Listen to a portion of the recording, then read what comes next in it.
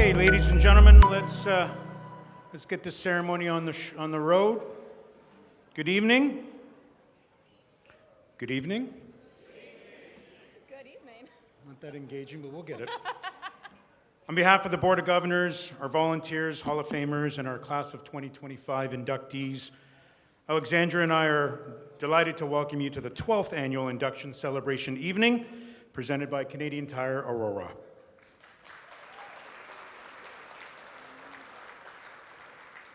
I'm Javed Khan, President and Chair of the Aurora Sports Hall of Fame, and I'm joined by Alexandra Bonham, one of our volunteers and recording secretary for the Board of Governors.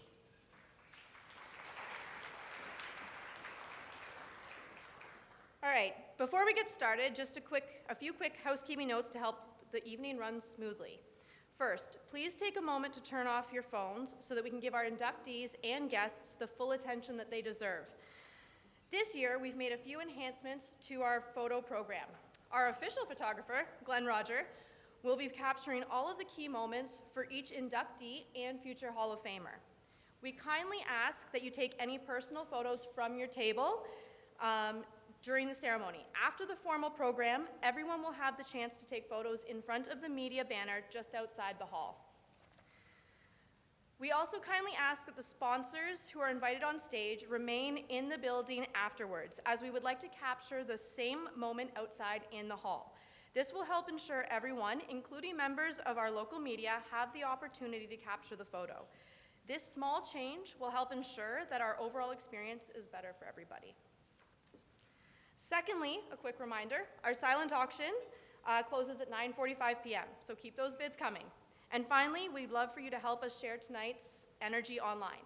Take as many photos and videos as you would like and post them using hashtag 2025 ASHOF, Aurora Sports Hall of Fame, Class of Inductees, and hashtag Aurora on Ontario Proud. Let's fill those feeds with the faces and moments that make this community so special. We're now pleased to invite Jules Massette and Laura Vincent, Community Relations Directors, representing Amica Aurora Promenade, our Legacy Hall of Famer sponsors this year, to join us on stage. They'll be introducing the roster of Hall of Famers and who have been inducted since 2013, accompanied by a fitting anthem, David Bowie's Heroes.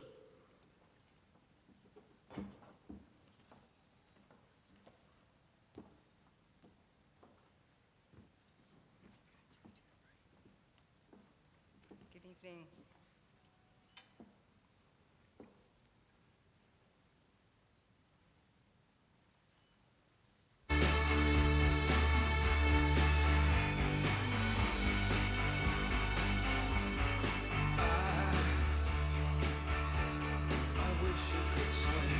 Charles Leamy.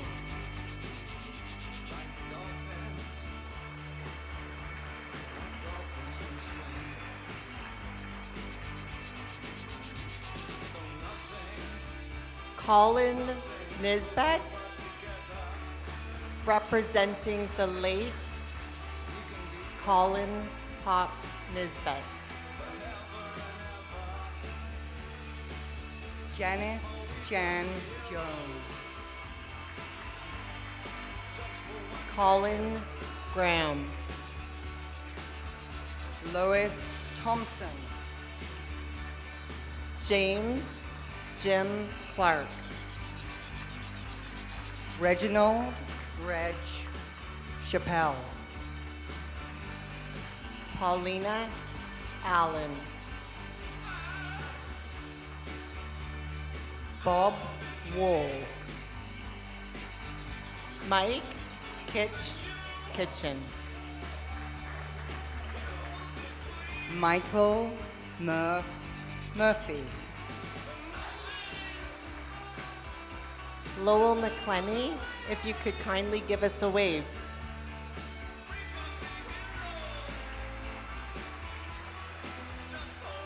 Brian Miller, representing the late Peter Miller. Alex Ansel. Trudy Stundon, representing the late normstunden.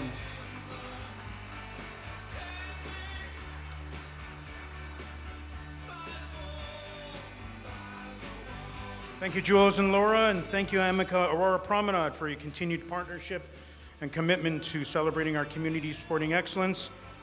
Ladies and gentlemen, our Hall of Famers from the many years past, 2013, all the way to 2024.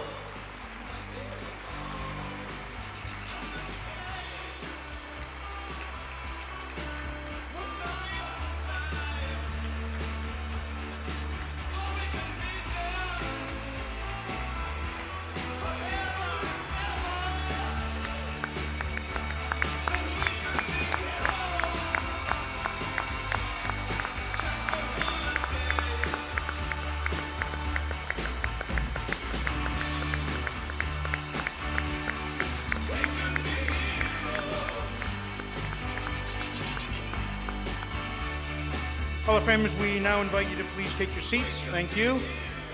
And you're looking lovely in your red jackets.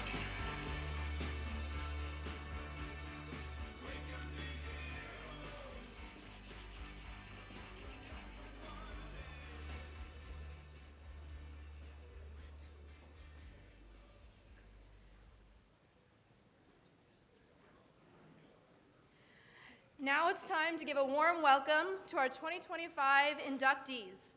In the athlete category representing running, we celebrate the remarkable accomplishments of Erlinda Biondic. Also in the athlete category, we proudly introduce our very first inductee representing football, Robert Reed.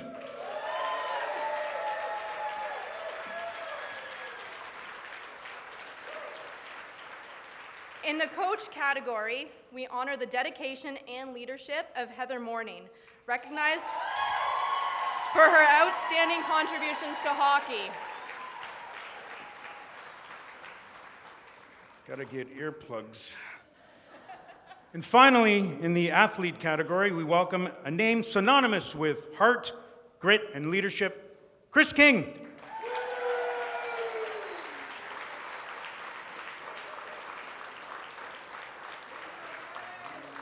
Please join me in congratulating this extraordinary class of 2025. Bring in the colors.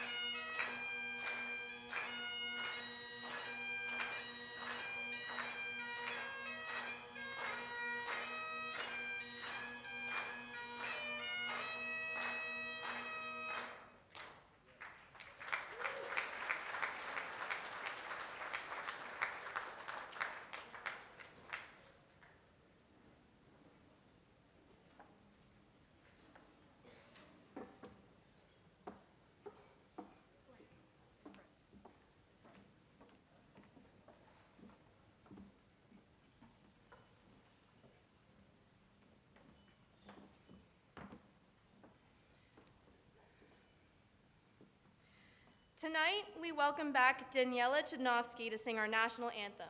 Daniela is an accomplished young actor, singer, and dancer. She recently completed filming 2 major productions, including the upcoming HBO series, It, Welcome to Derry.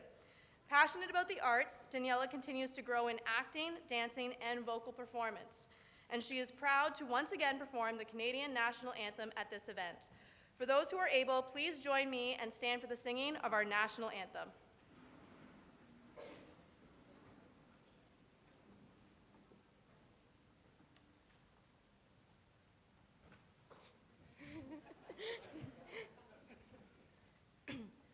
Oh, Canada, our home and native land, true patriot love in all of us command.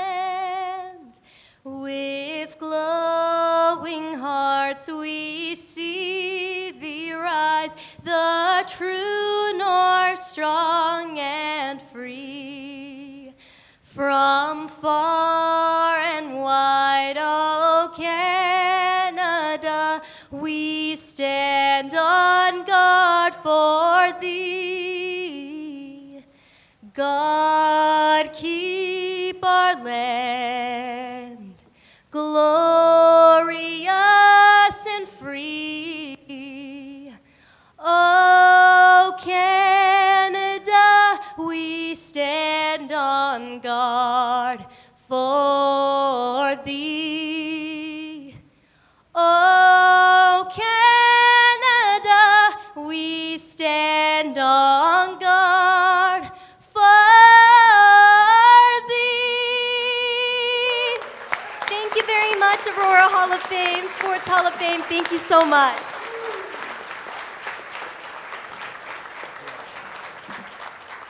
Thank you, everyone. Please take your seats. And thank you, Daniela, for sharing your wonderful gift with us tonight.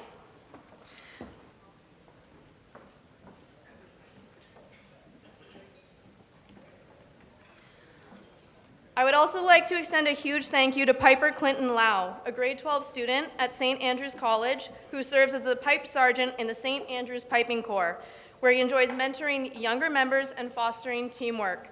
An active member of the school community, he's a 3-term varsity athlete competing in volleyball, curling, and tennis. Outside of school, Clinton plays for a club volleyball team that competes at both a provincial and national level. In 2025, his team proudly earned a silver medal at the Canadian National Volleyball Championships. Are you going to march on the colors? Okay.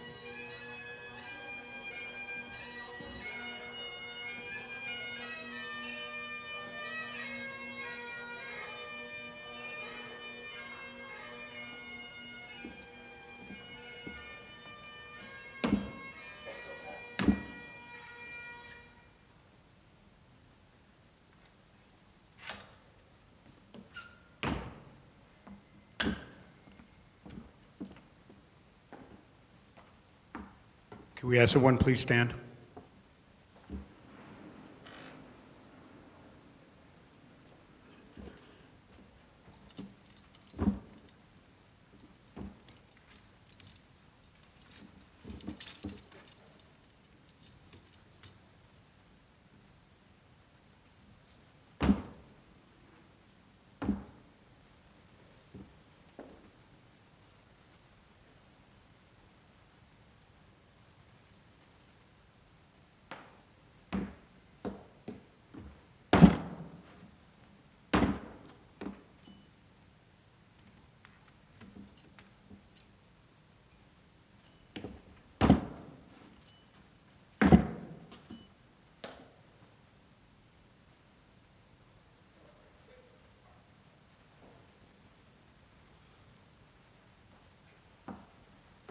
Okay, you may be seated.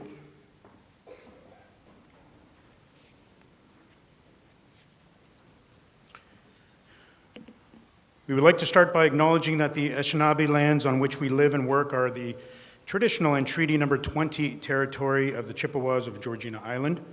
Aurora is part of both Treaty Number 13 and the Williams Treaty. We acknowledge and thank them for sharing this land with us. The town of Aurora has the important responsibility of the stewardship of this land now and into the future. Tonight we come together to celebrate the heart of sports and sports culture in our community.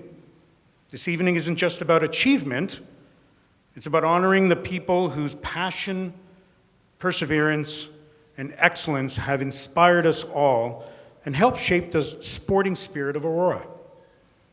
Alexandra and I are delighted to welcome Mayor Tom Marakis to the stage to share a few words and recognize any representatives from our local, provincial, and federal governments joining us tonight. Mayor Marakis.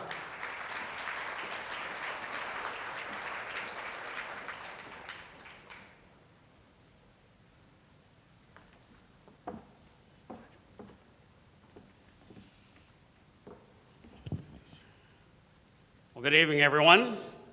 It's truly wonderful to be here with all of you tonight. And looking around this room, I see so many familiar faces, people who have dedicated years to building Aurora's sporting community. Coaches, volunteers, parents, teammates, and fans. And that's what makes this event so special.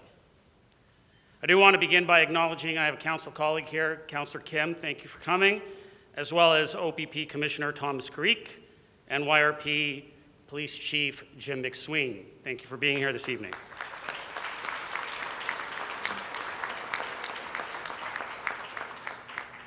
And to our past inductees, welcome back. It's always an honor to have you here. You are the living legacy to this Hall of Fame.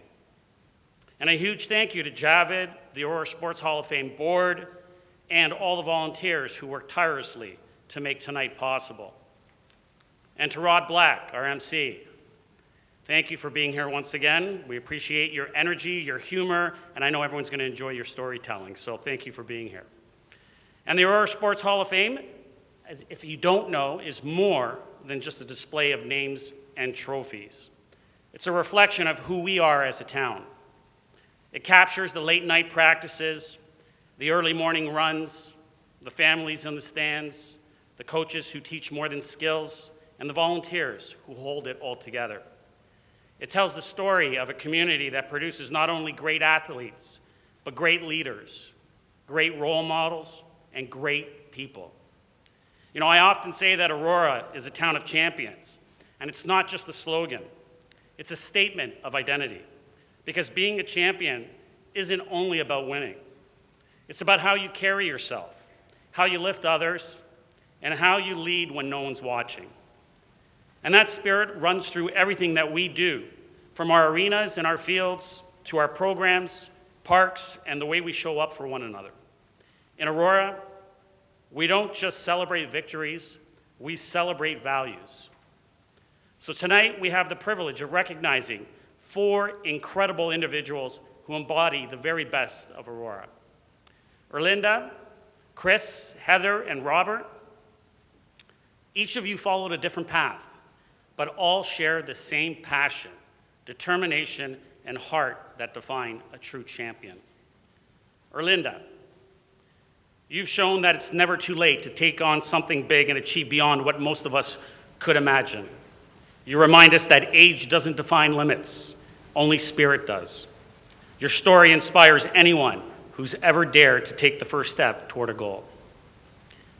Chris, your name is known across the hockey world. But what stands out even more is your leadership, humility, and your commitment to giving back. You've lifted others through mentorship and compassion, always representing Aurora with pride. You prove that leadership isn't about spotlight, it's about impact. Heather, there's Heather. Hello, Heather. Long before the rest of the world caught up, you were a champion for women's hockey.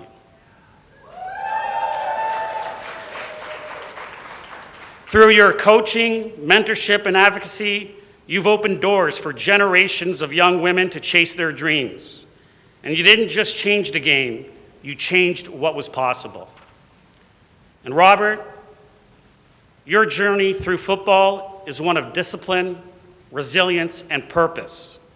Now, through your work with youth, you're teaching the next generation that success isn't measured in trophies, but integrity. You remind us that true champions build others up, even when the cheering stops. So to all our inductees, congratulations. Your achievements speak volumes, but it's your integrity, generosity, and commitment to giving back that speak the loudest. You've made Aurora proud, and your stories will continue to inspire many for years to come. You know, the Aurora Sports Hall of Fame is more than a tribute to the past. It's a promise to the future. It reminds every young athlete in Aurora that greatness starts right here on our fields, in our rinks, in our schools, and in our community. Because greatness isn't born, it's built. Built through early mornings, tough lessons, and the courage to keep going. Built through the love of family, the guidance of coaches, and the strength of community. That's the Aurora way. We raise champions together. So tonight, as we celebrate our 2025 inductees, we also celebrate what connects us all, our shared pride in this community and in the people who make it shine. And to the Aurora Sports Hall of Fame board, our sponsors, and every volunteer, thank you for preserving that legacy. And to the families and friends who stood beside our inductees every step of the way, thank you. Thank you, because behind every champion stands a community that believes in them. You know, Aurora truly is a town of champions, not because of how much we win, but because of how much we care. Because here in Aurora, every success is shared, every story matters, and every champion inspires the next. So congratulations once again to our 2025 inductees, and thank you for making Aurora proud. Enjoy the evening, everyone.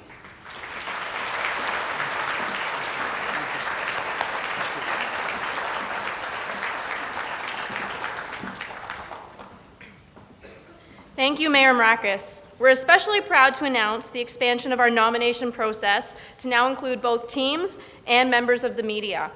Beginning with the class of 2026, teams will be inducted every other year, a new chapter in celebrating the many voices and contributors who shape Aurora's sporting legacy. We'd also like to express our thanks to the staff at the Town of Aurora and our town councilors. Your partnership as one of the town's cultural partners continues to be instrumental in our growth and success. Tonight's celebration wouldn't be possible without the incredible support of many of the sponsors who continue to stand behind the Aurora Sports Hall of Fame.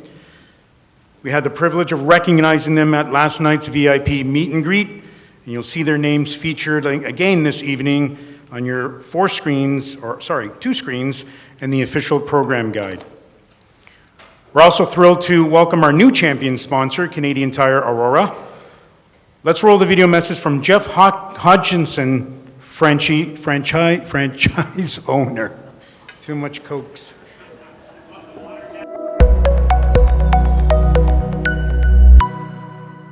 Good evening, everyone. On behalf of Canadian Tire Aurora and Jumpstart Charities, it is my great honor and privilege to welcome you all to this year's Hall of Fame ceremony. Tonight we gather to celebrate excellence. As proud sponsors of this event, we at Canadian Tire believe deeply in recognizing individuals who have not only achieved greatness in their field, but have done so with integrity, perseverance, and passion. To our inductees, tonight is your night. You've set the standard for what it means to lead, to innovate, and to make a lasting impact. Your hard work, vision, and dedication remind us all why excellence is worth striving for. To the families, colleagues, and friends here, thank you for being part of the journey and for supporting these remarkable individuals along the way. To the organizers who have worked tirelessly to bring this event to life, congratulations on creating a memorable celebration. Once again, welcome to this year's Hall of Fame induction ceremony.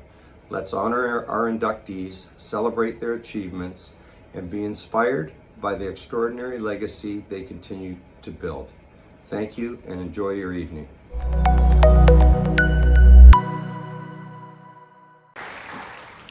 This evening, we proudly induct 4 remarkable individuals whose dedication to sport and community truly defines excellence. Erlinda Biondic, Chris King, Heather Morning, and Robert Reed. And as we look to the future, we also celebrate our newest 2025 Future Hall of Famers. You'll notice in your program that we've introduced a new initiative since last year, the Future Hall of Famer of the Month program, shining a light on the young athletes shaping tomorrow's legacy. Established in 2013, the Aurora Sports Hall of Fame is an independent, volunteer-led organization committed to recognizing and preserving the rich sports heritage in the town of Aurora. Operated entirely by a dedicated and growing team of volunteers, the Hall honors athletes, coaches, builders, and teams who have made a lasting impact on sport, sport culture, and community life. To date, over 50 exceptional individuals have been inducted, each representing the spirit of excellence, leadership, and character. While the organization receives partial support from the town of Aurora, it is primarily funded through local fundraising initiatives, sponsors, and in select years, grant funding. Through its exhibits, educational outreach, and public programming, the Aurora Sports Hall of Fame continues to inspire Aurora community pride, unity, and participation across generations. Our organization continues to be Our organization continues to be a vibrant, positive presence in the community with over 40 dedicated volunteers actively involved in numerous outreach initiatives.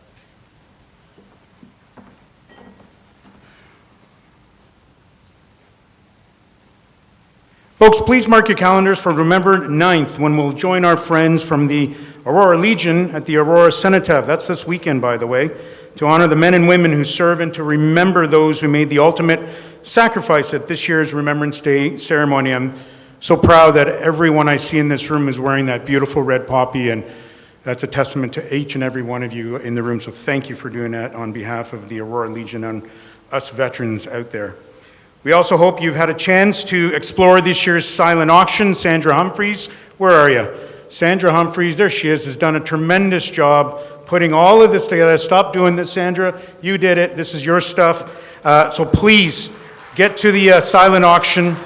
A great mix of prizes and experiences. And you'll see the Savage painting here by Andrea McLeod. That was just done less than 24 hours ago. It's a one of a kind. She just did it not even 24 hours ago.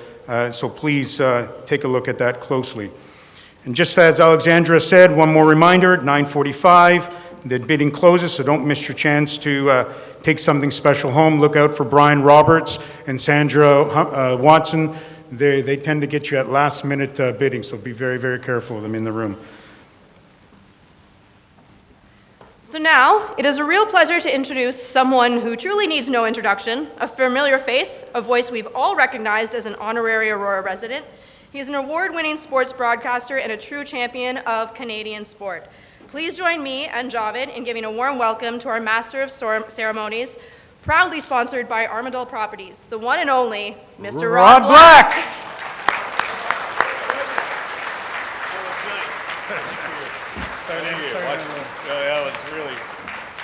That's the way I wrote it, too. I like that. How is everybody? How is everybody? Hello, Aurora. Here we are again. How many of you have been here before? I know all the redcoats have. How many of you are first-timers? Okay, well, you haven't heard about the ritual we have for rookies, but it's going to be fun. So happy to have you all here. Aurora, did you leave something? Oh, there is okay, hang on a second. This is an emergency, actually.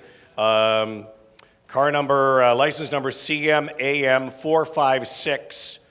There's an emergency, we have to move that car. It's an Audi. CMAM 456. Your car's on fire. No. CMAM 456, so if you can move your car as soon as you can. All right. Good night, everybody.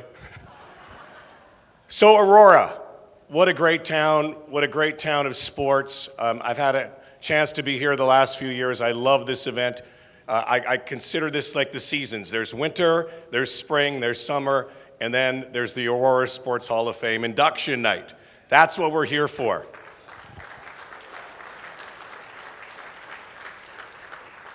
coolest mayor on the planet, Tom Rakos. Loved you in Goodfellas. It was great. He's such a cool-looking dude. But Aurora, and I'm sure the people, how many of you are from Aurora? Most of you should say that, right? Surprised there aren't more? Oh, okay. Okay, we have tariffs now. Tom put tariffs on anybody who's not from Aurora. 25%, okay. But Aurora, I think for many of you, Aurora means, if you look it up, it means dawn. It means dawn, which for a lot of the parents in this room understand what that means for a 6:15 a.m. swimming and hockey practice. Dawn, the dawn of a new beginning, the dawn of a sports dream. Sports is about dreams. Aurora also means illumination. You got great lights. Shout out to the Canadian Tire down the road, Christmas light sale coming up on Saturday. Yes, sir. Illuminate, shining a light on sports. That's what Aurora is. Aurora Borealis. I don't know if you know, this is the greatest time right now to see the northern lights over the next 3 days. So we're all here in Aurora celebrating one of the great nights of the year while all of our kids and those future dreamers who want to be Hall of Famers are out there playing. And I don't have to tell you that sports is in a crazy time right now. It's just different. It's different when you played, Robert. It's different, Kinger, than when you played, and Erlinda, Heather. It's different. Just coming off a huge baseball season. Hey, people are still crying. Can't cry in baseball. So close. But look at, again, baseball's such a poetic game. It's a beautiful game. I just wish you didn't have to have a crowd fund to get a ticket. We got to get through stuff like that. In basketball, we've got players who are 8 feet tall and hitting threes from the logo and worrying about load management. I'm going to say that to my boss tomorrow. I got load management. The NFL kickers are hitting 68-yard field goals.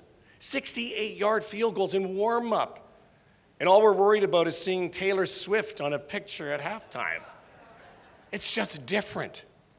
It's just different. Hockey, the greatest sport we have around. Hockey, it's beautiful. Team full of fist fighters and people with missing teeth. And it's the sport right now that everybody's saying, safe, hey, that's the best sport around. Yeah. And of course, we've got basketball and baseball and hockey and NFL, and we've got tons of betting. Don't have to boo. But the over-under on tonight's thing ending on time is on minus 300. But you can bet on anything. You can bet, Mike, there's a parlay today. I had a parlay today. I got the Leafs winning the Stanley Cup, Bo Bichette signing with the Blue Jays. I also bet on pickleball. And I bet that Katy Perry and Justin Trudeau will last beyond Christmas. That's the other one. But you bet on everything now. So sports is just different. It's different, but it's still the same. Because one thing it's about is the C words. And Mayor Tom Rakos said it all. The C words are very important in sports. The C words. Connection, character, courage, champion. And the biggest C word of all is community. There's nothing like the community that you come from. We all grow up in them. And you thank the leaders and the volunteers and the coaches and the athletes and those inductees who we're inducting tonight. They were all pillars of those words. That's what they stand for. That's what Beyondic stands for. That's what Morning stands for. That's what Reed stands for. That's what King stands for. They're Hall of Famers. They never dreamed in a million years. I'm sure if I looked at them, you never dreamed that you'd be in a Hall of Fame. That's not why we play. But the beauty is someday you get a chance to be here. And this is a special place, the Aurora Sports Hall of Fame. So congratulations to all. Thank you for carrying the C word in the biggest C word of all of us, Canada. Canada. Canada. So tonight when we bring you up on stage, don't just walk, run, dance, jump, scream, and keep your speech to under 3 minutes. No, I'm only kidding. You go as long as you want, but I do want to win that bet tonight on over and under. So let's say we get this started tonight. Let's get it started with our first inductee, but before we do that, I'd like to bring up someone who's going to help us on the stage tonight, our awards hostess, Soleil Roberts, who is here. Soleil, there she is right here. Hi, Soleil. You can stand, please. Stand, take some, there's applause for Soleil.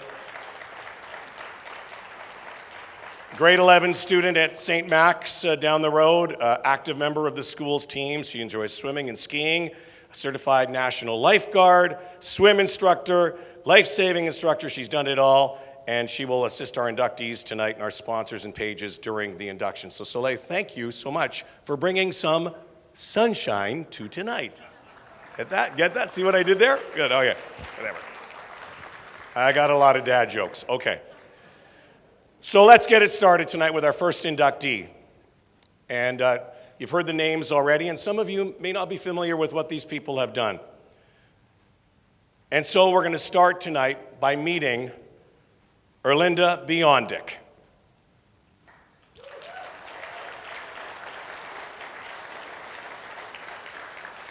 Born in the Philippines during a war, lifted by a mother's love, driven by a sport that refused to break.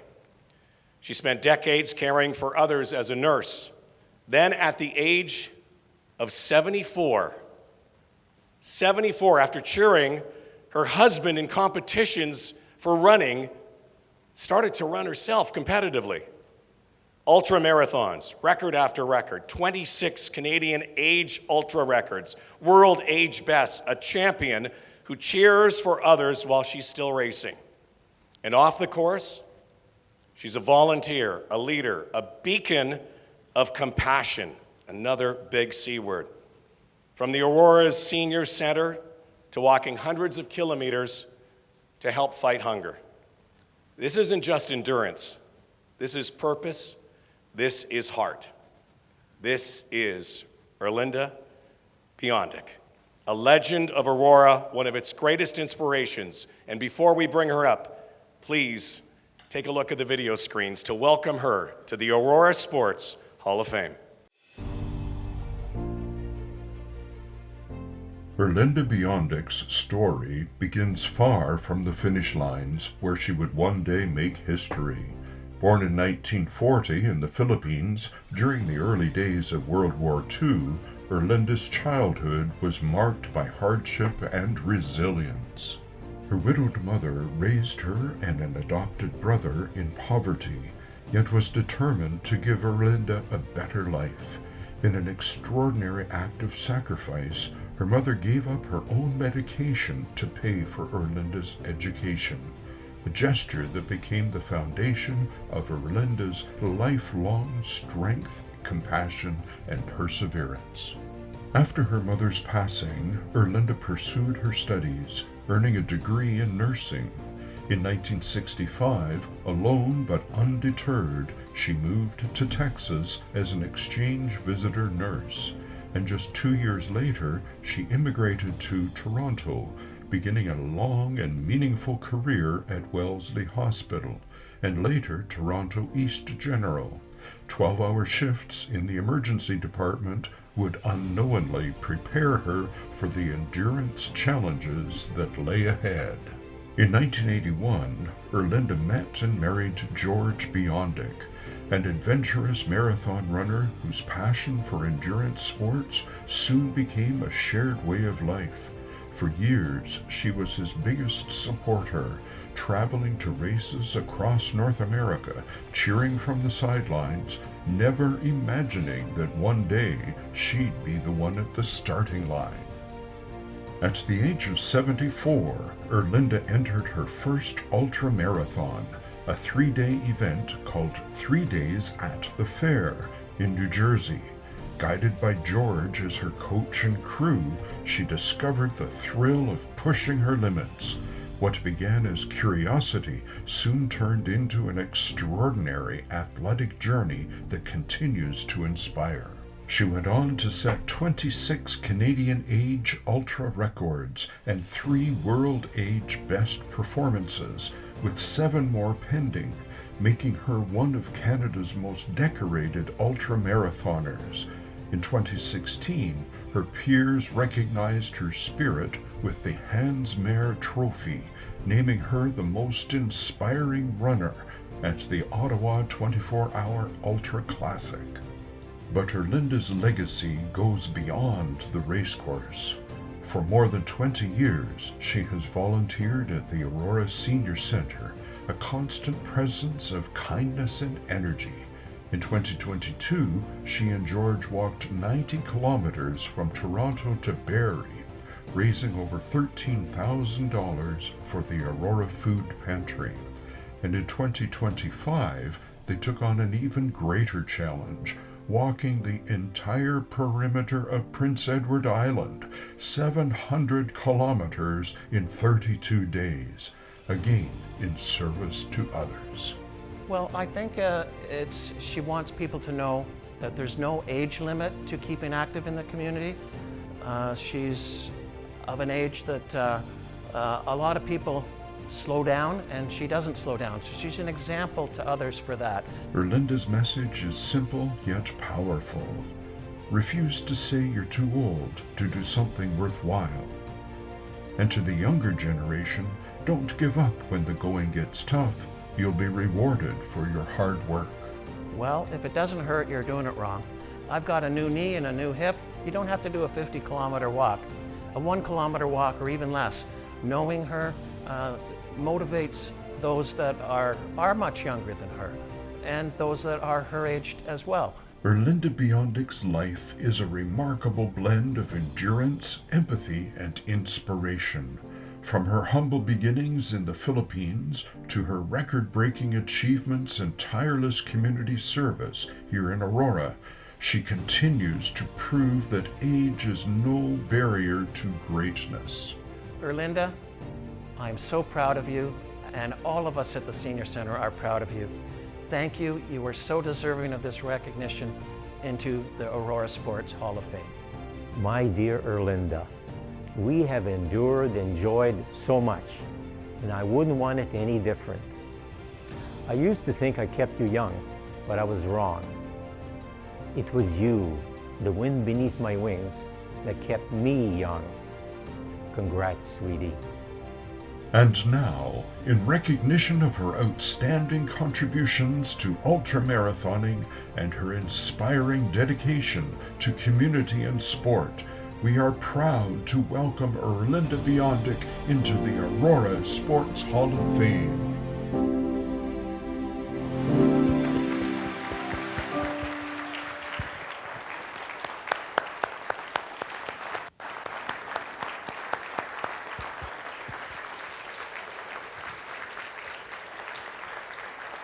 As we bring up Erlinda, congratulations. Look at you, you smoothie, by the way. Hey, I saw that on that video. That was good. Before Erlinda speaks, I'd like to bring up our sponsors for this. I'd like to bring up Natasha and Dave Stewart from St. Anne's School, who are going to help present. St. Anne's just down the road, part of St. Andrews, of course. And I'd also like to call upon Grace and Bridget Malcolm, who are runners themselves, officer runners, champion runners. Must be a thrill to meet Erlinda as well. Here they are, and we're going to get a couple of pictures. We're going to get the code as well. Go ahead, Erlinda. We're going to let you get settled in here. We're going to put the code on you. You can join this club.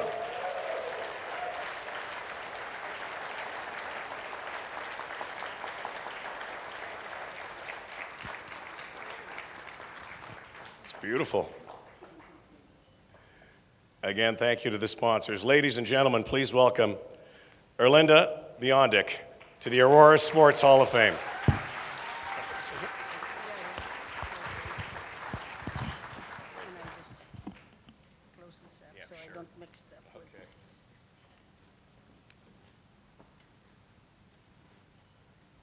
Can you hear me at the back?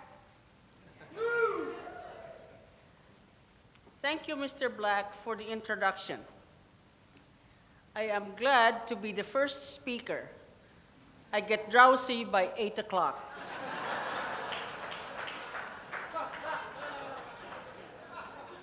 Good evening, everyone.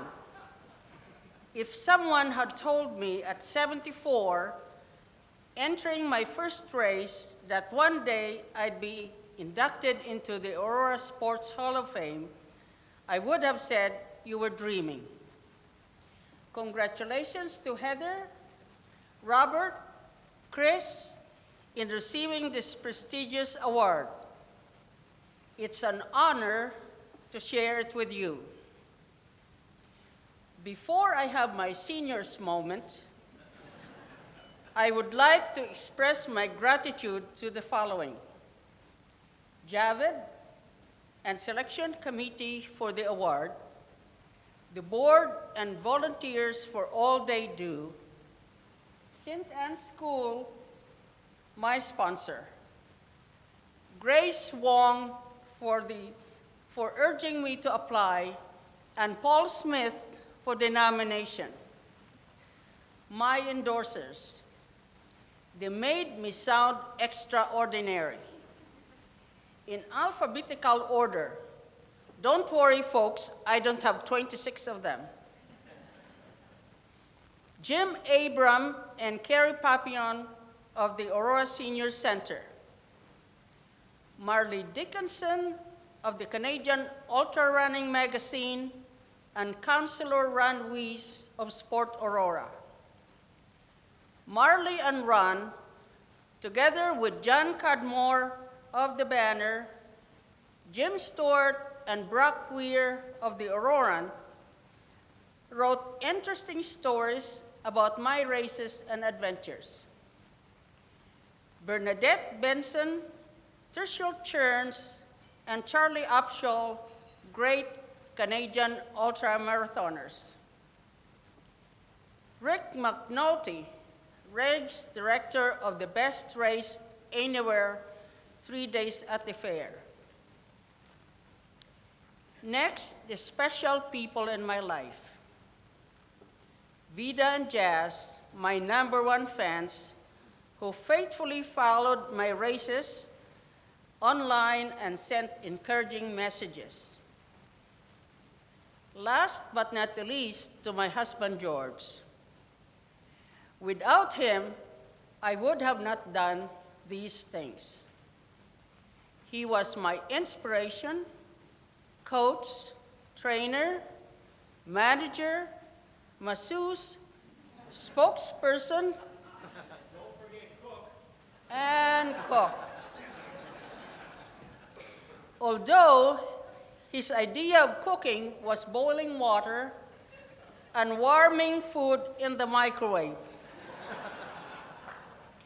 he was there to share my aches, pains, and glory. I am forever grateful to you, Georgie. Now, a few short stories. Very early one morning, I was mid-race and not fully awake. Oh, how I wished for 20 extra minutes of sleep. No such luck. The schedule had to be followed. To prevent blisters, I always apply Vaseline on the toes and heels before putting socks on. So I grabbed a tube and began applying the cream. An hour later, my feet felt great. No pain. It was only later that I realized I had used ibuprofen cream, a pain reliever. Both tubes are colored blue and white. That's what happens when you are sleep deprived. It gets worse, as you will see. One night in another race, I staggered out of a tent and into darkness. I couldn't see George. I looked around the tent and the car. No sign of him. Immediately, I concluded that he had been abducted by aliens in a UFO. What was I to do? Panic? Nope. Cry? Nope. Instead, I decided to inform the race director and my brother-in-law in the morning. Maybe. This is called prioritizing. You must understand, 3 days remained in the race. Luckily, George showed up around the corner. When I asked him where he was, he said, in the washroom. Let's talk about food. Most of us love to eat. During the race, I am allowed 200 calories per hour of mostly homemade carb-rich food. The race kitchen is open 24 hours and has all sorts of goodies, not all conducive to peak performance. At times, I crave for comfort food like pizza, so I sneak in a slice. Unfortunately, too often I have been caught by Detective George Biondic of the Food Police. People ask me how I train in winter. Even though our condo has a gym, I don't do my long workouts on the treadmill. Boring. At the Aurora Family Leisure Complex, I have entertainment during the 6 hours I am on the track. It's a small track, but as I circle, there's lots to see. Pickleball, kids practicing basketball, floor exercises, and swimming. And if I'm lucky, there might even be a good-looking guy on the pool deck, parading.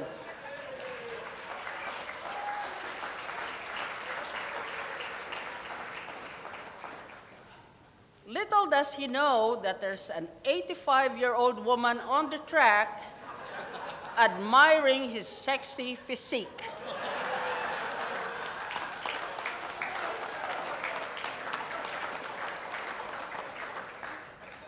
My last story. You would think that a person could have peace and privacy in a washroom, right? Not necessarily. A friend recently told me how she rushed into a washroom at the Aurora Senior Center. When she sat down, there it was, staring. Someone in their wisdom had proudly placed a poster on the door. While under stress from nature, the poor woman was subjected to a Glenn Roger photo of me smiling, gleefully, shamelessly. My friend switched cubicles just in time. In closing, my advice, you are never too late to follow your dreams.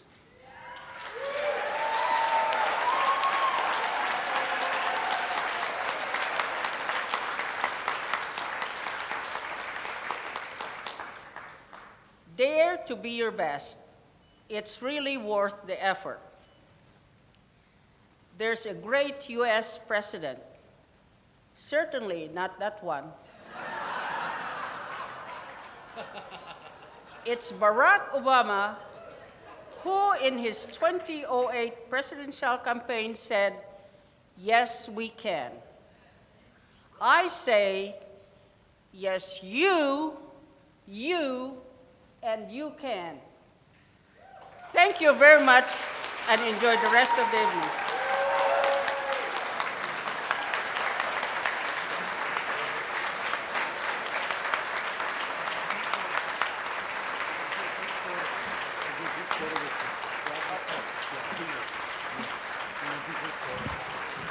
So make sure when they come up, they get their stuff first when they come up. All right, we're going to do the group photo if we can.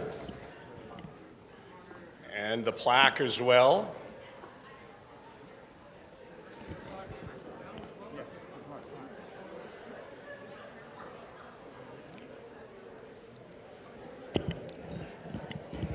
How about Erlinda Biondic, everybody? It's one of the best speeches I've ever heard. Welcome to the Aurora Sports Hall of Fame. You are going to enjoy hosting this event for the next 5 years. You're great. Yes, you can.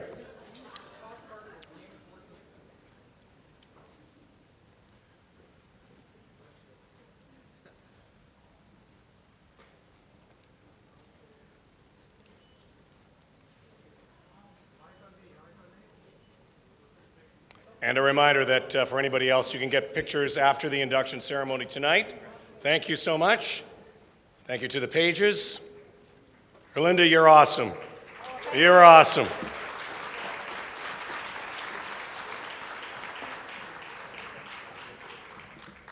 Doesn't matter how old you start, as long as you start. Yes, you can. That's unbelievable. That's awesome.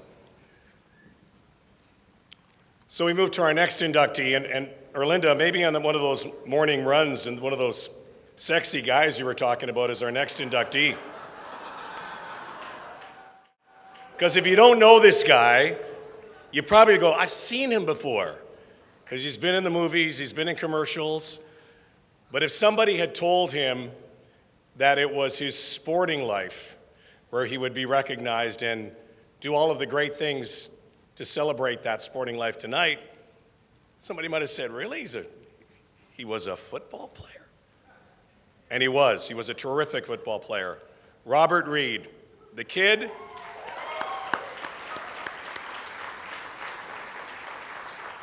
The guy who didn't even make his high school team, then came back to help them win the only North York championship Newton Brook has ever seen. The young athlete who arrived at Simon Fraser University with no scholarship, no guarantee, and addressed both of those in a single week. A two-sport standout, a first-round CFL pick. He was fast, is faster than Wi-Fi. True that. But he also came to Aurora to raise a family, build a business, coach the next generation, and pour the passion back into this community. He played many roles in his life: running back, mentor, entrepreneur, even the guy from that commercial. But none bigger than the one that he will take on tonight. The spotlight shines on him once again. This is Robert Reed, athlete, leader, fan favorite, and now a member of the Aurora Sports Hall of Fame. Born in 1960 in West Bromwich, England, Robert Reed's journey is one defined by perseverance, discipline, and heart. At just 6 years old, Robert's family moved to Canada, settling in Toronto. A new country, a new beginning. It was there at Newton Brook Secondary School in North York that his athletic story began. In his first year, Robert tried out for the football team, but didn't make the cut. Rather than give up, he went back to work. The next year, he not only made the team, he became a standout. Robert's athletic ability extended far beyond football. He excelled in basketball, track and field, and even gymnastics, a rare combination of speed, strength, and balance. In his final year, that drive paid off when Newton Brook captured the North York Football Championship, the first and only in the school's history. After high school, Robert's football dreams almost ended before they began, but a timely conversation with his coach, Rod Woodward, changed his life, encouraging him to take a chance at Simon Fraser University in British Columbia. Robert arrived on campus without a scholarship and without a guarantee of even making the team, but within a week of training camp, his talent was undeniable. He earned a scholarship and a place among the university's best. in football, you need to work on your strength. And so we'd be in the gym often working out. Here comes this little skinny 180-pound guy coming down, and we're working out, and it's like, okay, we're going to do deadlifts. And, we're up at 600 pounds. And Robert's like, yeah, I'm going to jump in and do that. And we're like, okay, dude, I don't know, right? I won the strength competition. Robert Reed was the second strongest person on the team at 180 pounds.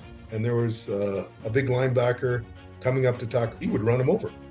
He would actually run him over. And it was like the power that Robert Reed had was very impressive. At Simon Fraser, Robert was a two-sport athlete, competing in football and track, where he ran the 100-meter, 200-meter, and relays.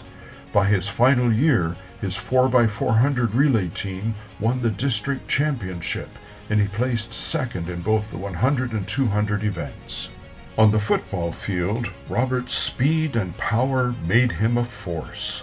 During his senior season, he rushed for 474 yards, scored 8 touchdowns, and added 2 more through the air. He earned multiple distinctions, including Honorable Mention All-Northwest, Evergreen All-Conference, and First Team NAIA All-District 1. In 1984, Robert achieved what few athletes ever do. He was drafted 9th overall in the CFL draft by the Saskatchewan Roughriders. Team executives called him the quickest Canadian back they had ever seen. Well, I think Robert was a very determined person. He demonstrated, as an athlete, you kind of have to demonstrate mental toughness. He was I'll reflect back to 185, 180 pounds, running back, tailback, being tackled by linebackers who are 230, 240, hitting them pretty hard, but was able to dish it out as much as he was getting hit. Get hit, get back up, get in the huddle. You make a mistake, you learn from your mistakes, and move on. After a trade to the Ottawa Roughriders, Robert continued to impress, earning recognition from his peers as one of the fastest running backs in the league. Over his 6-year professional career, he scored 655 rushing yards, 367 receiving yards, and 6 touchdowns. And in 1986, he was named Offensive Player of the Game. Renfro in trouble, throws the screen to Robert Reed. And he's got good speed.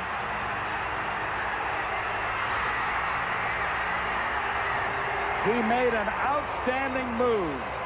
About 2 or 3 of them to get to the 20-yard line. Bill Jones finally brings him down, but what a wonderful run by Robert Reed of 59 yards. But numbers only tell part of the story. Robert's real legacy was his consistency, his professionalism, his humility, and the quiet leadership that earned him respect throughout the league. When he retired in 1989, Robert transitioned from athlete to entrepreneur, taking over his family's business, Reed Lift Truck Company, and building a successful career in Aurora, Ontario, where he and his wife Charlotte raised their children, Courtney and Jared. Even after 2 knee surgeries, Robert never slowed down. He maintained his fitness, became a personal trainer, and shared his passion for health with others. He coached youth soccer, football, and basketball, inspiring a new generation, including his son Jared, who went on to play basketball at Dalhousie University. In retirement, Robert even explored acting, appearing in commercials, Canadian television, and film. Yet, despite his achievements, he's remained humble, rarely speaking of his football career unless asked. For Robert Reed, the measure of success has never been about fame, but about effort, integrity, and inspiring others to keep striving. I didn't think Robert Reed had that kind of speed, but obviously he does. Watch the move here on Greg Harding. Cuts back, and well, that's just a great individual effort. From a young boy who refused to quit to a professional athlete and community mentor, Robert Reed's story is one of perseverance, excellence, and quiet strength. Mr. Robert Reed, congratulations on your induction to the Aurora Sports Hall of Fame. proud of you, proud to be your friend, well deserved. Obviously, you've done a lot of good things for your own community in Aurora because they're recognizing you as a great player. Good job, man. And yeah, we got a ping pong game to go after, you and me. Tonight, we proudly welcome Robert Reed into the Aurora Sports Hall of Fame. Sponsor, I'd like to call on Greg Grant to come on stage to help present the plaque. Hand Robert his jacket as well. I'd also like to invite our page, who is a football player, a future Robert Reed, Cash Peterson, who is safety for the Huron Heights Junior Warriors football team, high school player and a future star. So Cash, you can make your way up. There he is. Oh, he's perfect name too. I like that. Let's get some pictures done now.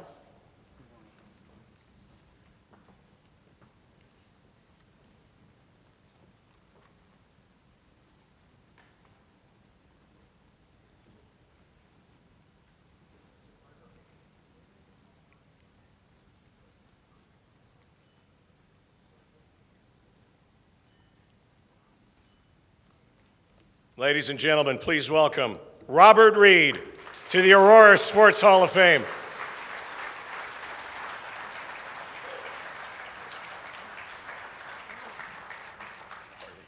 Thank you so much. Oh, wow.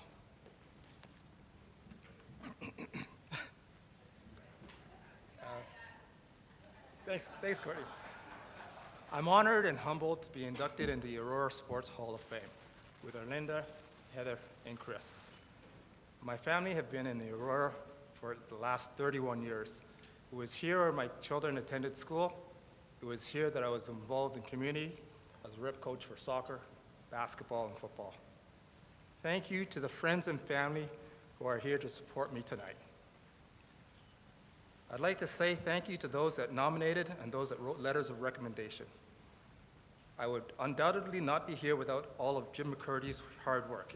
With special thanks to Jim McSween, Greg Miller, Richard White, the Honorable Michael Tulloch, Chief Justice of Ontario, and my wife. I'd also like to thank the Aurora Sports Hall of Fame Committee, volunteers, staff, and my sponsor. The amount of tireless work that goes on behind the closed doors does not go unnoticed. Thank you. How did I get here? As an athlete, I wasn't the strongest, I wasn't the fastest, and I wasn't the biggest. But I had a dream and a passion to play professional football. It was a journey that I did not travel alone. I had help along the way. Looking into the crowd, I see there were friends there with me on my journey. I see my high school teammate and co-captain, Gordon Forsythe. Together, our team, the Newton Brook Northmen, went undefeated, going 8 wins, no losses, and winning the 1979 North York Championship, along with the award for most sportsmanlike team. I also see Arrington Charlton.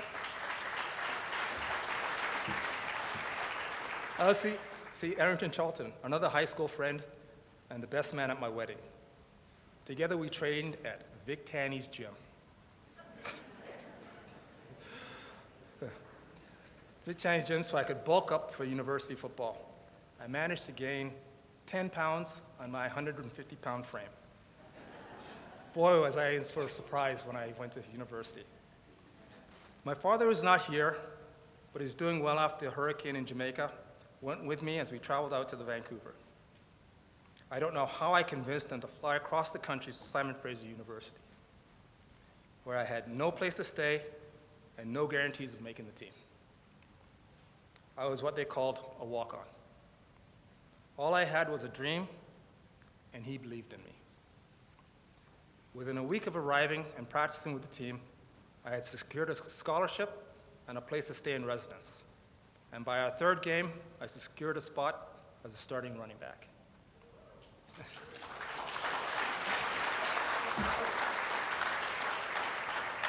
It was there that I would meet my friend Richard White, who was captured on the video for tonight's events.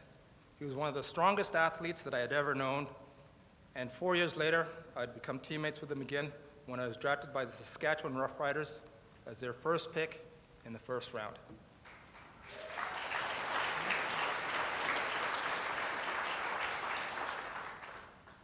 In Saskatchewan, Richard helped me to acclimate to the life of a professional football player.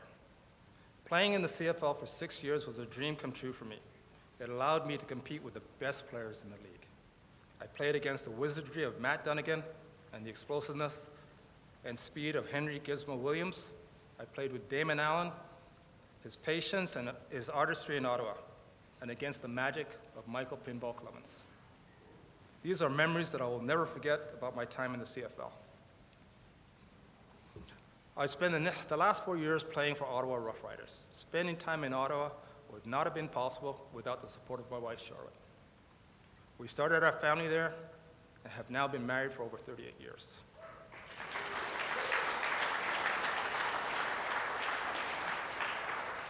I say all that to make this point that no one makes this journey alone. I stand here today because of the hands that lifted me, the voices that encouraged me, and the hearts that believed in me. It's truly an honor to be inducted into the Aurora Sports Hall of Fame. Thank you.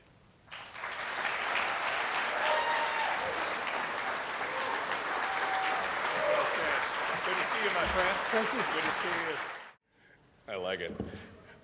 So before we get to our next inductees, we're going to talk a little bit about some athletes who could be here someday wearing these red coats and being celebrated in the community of Aurora.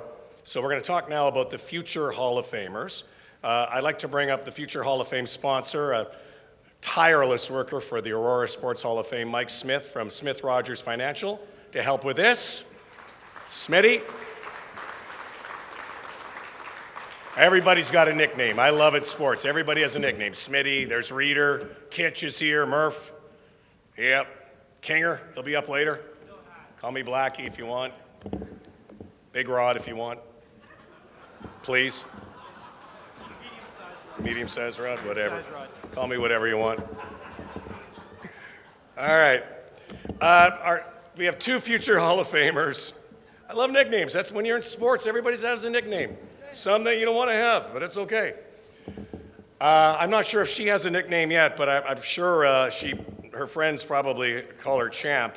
She's 15 years old, one of Aurora's rising athletic stars in the sport of lacrosse. She competes in box, field, and sixes lacrosse, known as a versatile left-handed defender, high lacrosse IQ, sharp defensive awareness, strong transitional play, proven two-way ability. She represented Team Ontario at the Canadian Summer Games, the Canada Summer Games, won bronze in blocks lacrosse, selected to the provincial all-star team. The Canadian National Development Team has played for top programs including Team Canada East, Toronto Rock Stars, Team Ontario Box, American Selects. She is an honors student, bilingual, and multi-sport background, previously hockey and volleyball as well. She currently attends Bill Crothers Secondary School in the Elite Athlete Program. She gives back through refereeing and coaching younger players. Her future goal is to continue representing Canada and help grow the love of the game for future athletes. I'd like to invite the bursary provider for the Female Future Hall of Fame, Lindsay Strom from Key Advantage Royal LePage, to come up as well. And please welcome our future Hall of Famer, Taylor Thornley, everybody.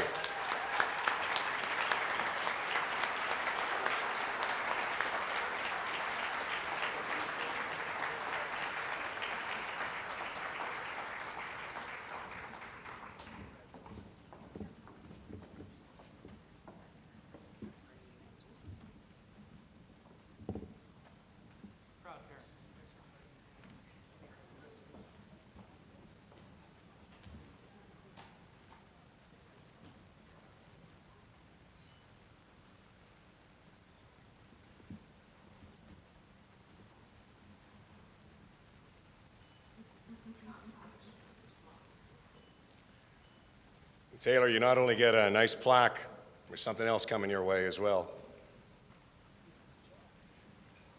Nice check to help you out. And that's courtesy of Lindsay Strom, okay? Thank you to Lindsay, and thank you to Royal LePage.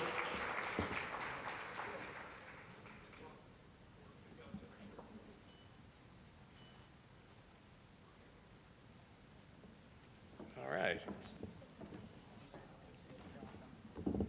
Taylor, it's yours. You want to say a few? Well, look, come on up. Say a few words anyway. We just gave you a lot of money. Thank you Yeah, very you're much. welcome. I just want to say thank you for everything, and this has been an amazing night. And I just want to say thank you to my parents as well. They put a shit, time. They put so much time in the car, driving me to Whitby and Toronto every single day. I just want to say thank you to them. They mean so much to me. But yeah. You must be from Bill Brothers. My daughter went to Bill Brothers. Yeah. The first graduation. All right, no, come on up here. I'm going to ask you a question. You're not done yet. So, how's the Bible studies going at school? No, just kidding. I'm only kidding. How did you start playing lacrosse? Why, how, where? And how did you become so good at what you're doing? My dad played lacrosse, so I was first a swimmer, and that my mom put me in it to build my confidence, which was, thank God to her. And then that's kind of where it got me, playing lacrosse and kind of following a dream of my dad, I guess, in his footsteps. Yeah, what were the other questions? Well, I'll ask you some more if you want. Oh. I do. So, have you had any scholarship offers yet? I mean, I think that would probably be a goal. Yeah, especially that's down my goal, south. to go down to the States. It's my recruiting year this year, so they can't talk to me till September 1st, so. Okay. And so, what do you want to do? What's your lifelong goal? What do you want to do in this sport? Probably, lacrosse is not a huge popular sport yet. I really want to get it out to young female athletes. I know because it's not that big in girls, so I want to keep growing the game. Yeah, that's awesome. Hey. Next time I interview you, I want you to be winning an NCAA championship. You know, maybe in an Ivy League school, whatever it might be. But thank you so much and congratulations, Taylor. Thank Cronin. you. You're awesome. Thank you. Rob, you forgot to ask you what her handicap was. Oh. Remember from last year? Oh yes. Yeah. Thank you, Taylor. Love her. Can't make that shit up. It's over now. Kinger, your speech is good now. She started it. You started it, Taylor. Yeah. It's only a word. It's only a word. Sorry, Arlinda. It's only a word. That's all it is. Now to our male future Hall of Famer, Andreas Microgiannakis is not available to attend here tonight in person, and he has sent his greetings, and we're going to get to those in a while, in just a moment. But his sister, Talia, is here, and I'm going to get her to come up to the stage to accept the check and also the plaque.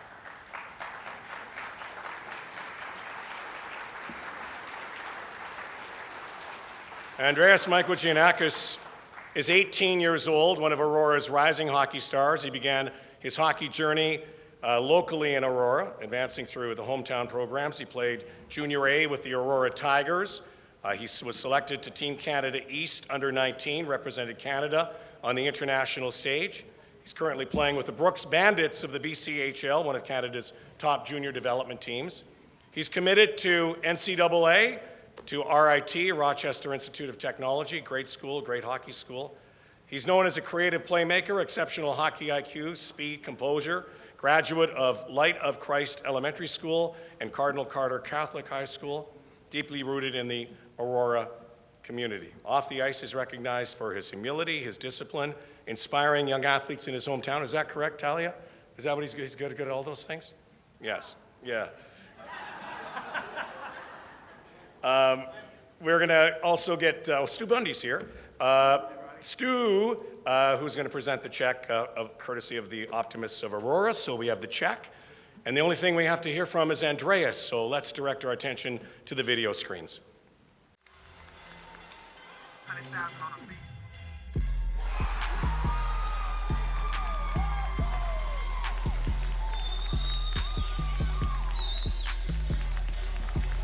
Hello everyone and good evening.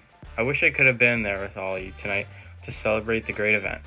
I'd like to congratulate all the inductees for their success, and thank you to the Aurora Sports Hall of Fame for this amazing honor. Being recognized as a future Hall of Famer is such a privilege and an honor. I've been so proud to represent several hockey teams throughout my minor hockey years, and I hope that I would inspire young athletes to dream big and work hard to achieve their goals in life. It has always been a priority of mine to be a positive role model within the community and with younger future hockey players. Again, thank you very much and enjoy this evening's event.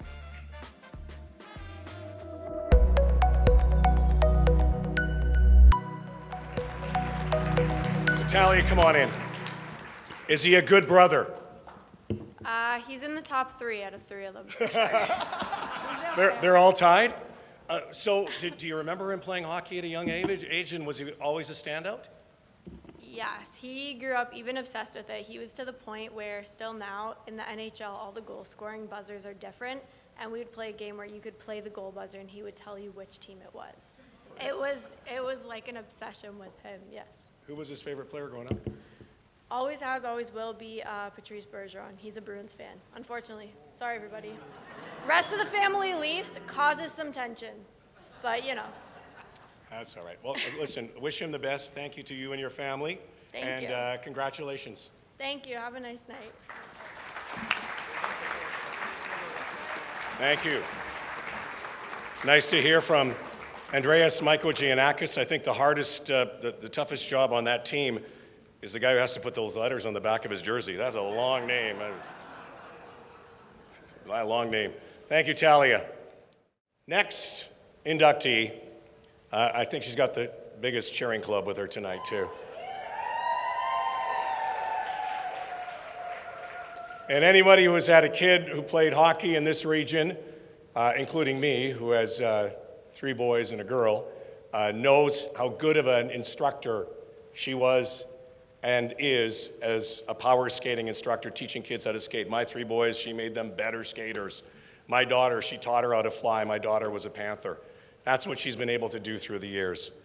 That's because Heather Morning has been an exceptional mentor to so many in hockey in Aurora.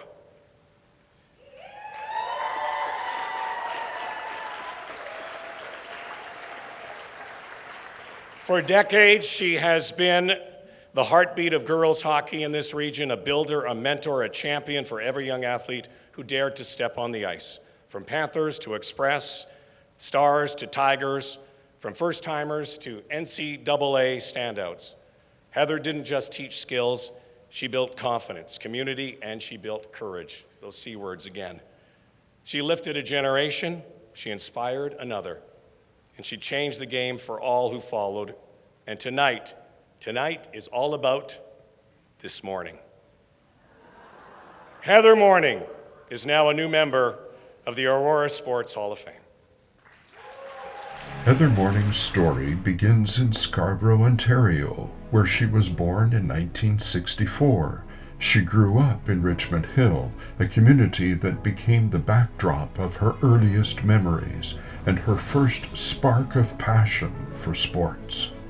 As a young girl, Heather joined the inaugural team of the Richmond Hill Girls Hockey League, a groundbreaking moment that marked the start of a lifelong love affair with the game. Even then, she stood out, a natural athlete who also excelled in softball, becoming a Tier 1 provincial champion in 1977. She played hockey and softball growing up, and then at Waterloo they did not have varsity women's hockey or softball. They had varsity women's squash, so she decided, she wanted to be an athlete. She wanted that team environment, team aspect of it, and the competitiveness, which is like a huge part of her personality and her drive, which I think is kind of a trend that she's carried through in everything that she does. She's always she's very competitive. She's always trying to be the best and help other people around her do the same thing. But hockey was her true calling, a game that would define her career, her character, and her community impact for decades to come. Us as older women who struggle to play the game, I guess we don't fight her intentionally on a lot of things she tells us, but I think if you can let go and just listen to her instruction, you'll figure out very quickly that she's bang on with her assessments. In 1997, Heather and her husband settled in Aurora, where they raised their son and 2 daughters. It was here that Heather's journey as a coach and mentor began to flourish. Like, there wasn't a lot of opportunities for women, and she kind of never accepted that. Like, she put herself out there. She played hockey, she played boys baseball. Like, she played sports that weren't necessarily accessible for girls growing up, and I just think that's just a testament to who she is as a person. During the 1994-95 season, she stepped behind the bench as an assistant coach with the Aurora Panthers House League, her first official coaching role. Just 2 years later, her novice A team captured the provincial championship. From that point forward, Heather's influence on girls hockey in Aurora began to take root. Between 1997 and 1999, she served on the Aurora Girls Hockey Board of Directors as Hockey Development Director, shaping programs and guiding young athletes toward success. She loves this game so much. She loves the technicalities of it. She puts everything into it. When she's coaching somebody, she doesn't go halfway. She's all in. It's not just hockey. You're learning how to be passionate about something. You can apply that both to hockey and to the real life and to life itself. Her coaching achievements continued to build. In 1999, her team won the league championship and competed at the Ontario Winter Games. By 2001, Heather was helping to organize Team Ontario selection camps and guiding her midget AA team to the International Silver Stick Championship. But her greatest passion was always development, creating pathways for new players to discover the sport she loved. From 2001 to 2004, she ran the Panthers Initiation Program, introducing countless young girls to hockey. And in 2002, she co-founded the Never Too Late program, a groundbreaking initiative that gave adult women, many of whom had never played before, the chance to lace up and learn. I didn't know how to stop on hockey skates, and I could only turn one way. So it was really scary coming into a program where you were such a beginner. And she made you feel so comfortable and welcome, and it's just a real safe space to learn a new sport as an adult, which is not always easy. Over the years, that small initiative grew into a vibrant community, with more than 40 women skating each week and another 180 participating in the Central York Girls Hockey Association's Recreational League. Many of them were coached, mentored, and inspired by Heather. Her leadership extended beyond the rink. She coached and managed youth soccer, developed Try It Before You Buy It programs for CYGHA, and continued to serve wherever her energy could make a difference. In 2005, Heather founded Rookies Hockey Camp, which became the largest all-girls hockey camp in York Region. It offered not only high-level instruction, but also mentorship and employment for young Panthers players and alumni. Like, she's very, very persistent on the ice and off the ice. She is an athlete. She, in every sense of the word, the way she carries herself around the house and in the rink. As her reputation grew, so did her influence. Heather became one of the region's most respected skating and skills coaches, working with the Aurora Tigers, York Simcoe Express, Richmond Hill Stars, and several other organizations. In 2010, she joined the Roger Nielsen hockey camps as a power skating and skills coach, where she launched the Little Tykes program for children aged 4 to 7, nurturing the next generation of players with the same care and passion that defined her career. Her Bantam A, then AA team that same year won the International Silver Stick Championship, another moment of triumph. And in 2012, Heather was selected by the Ontario Women's Hockey Association to serve as assistant coach for Team Hefford at the Ontario Winter Games. In 2014, Heather launched the Rookies Hockey Shooting Clinics, helping players of all ages improve their skills and confidence. And most recently, the Never Too Late program hosted its first annual Invitational Women's Hockey Tournament, an event that celebrates friendship, empowerment, and love of the game. That community has even inspired a forthcoming book featuring stories from women who found confidence and belonging through Heather's programs. Her influence can be traced through generations of players, from grassroots participants to elite athletes who've gone on to compete at NCAA, U Sport, and international levels. Among them, Abby Lunny, Michaela Cranny, Kat Deja, Haley Naronia, and Natalie Vibert, all of whom credit Heather's mentorship as a key part of their journey. Heather Morning's legacy is built not only on championships, but on connection. Her belief that sport should welcome everyone at every stage of life. Through her leadership, skill, and compassion, she has helped transform girls and women's hockey in Aurora and across York Region, empowering hundreds to believe they belong on the ice. I am thrilled for you, and I can speak on behalf of all the ladies. We're so excited and happy that you got the recognition that you deserve from the community.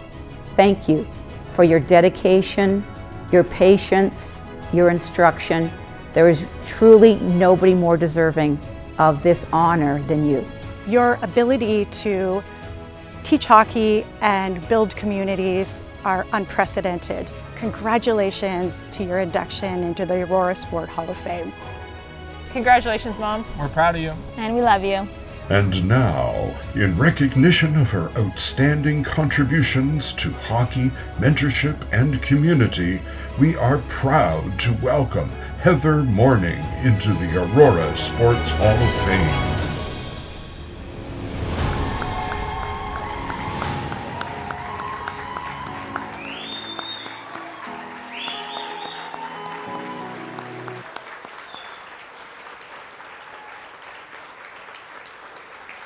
I'd like to invite the sponsor, Fiona Durant, founder of Aurora Black Community, to come on stage, as well as our page, who is Sarah Martin, who is a grade 10 student at St. Teresa of Lisieux Secondary School, but also a Central York Panther, who began playing, I think, at the age of 5, went to a camp with Heather Morning.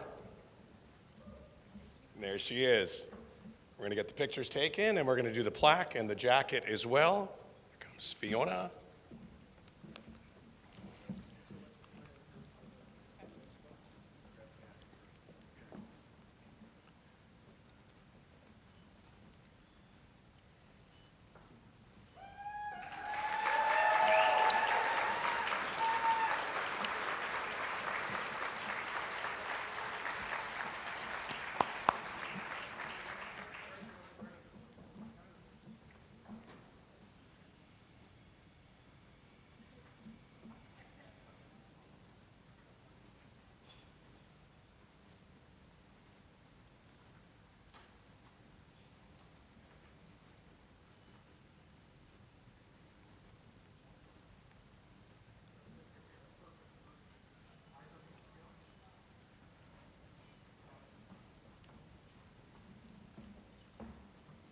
Ladies and gentlemen, please welcome Heather Morning to the Aurora Sports Hall of Fame. How are you?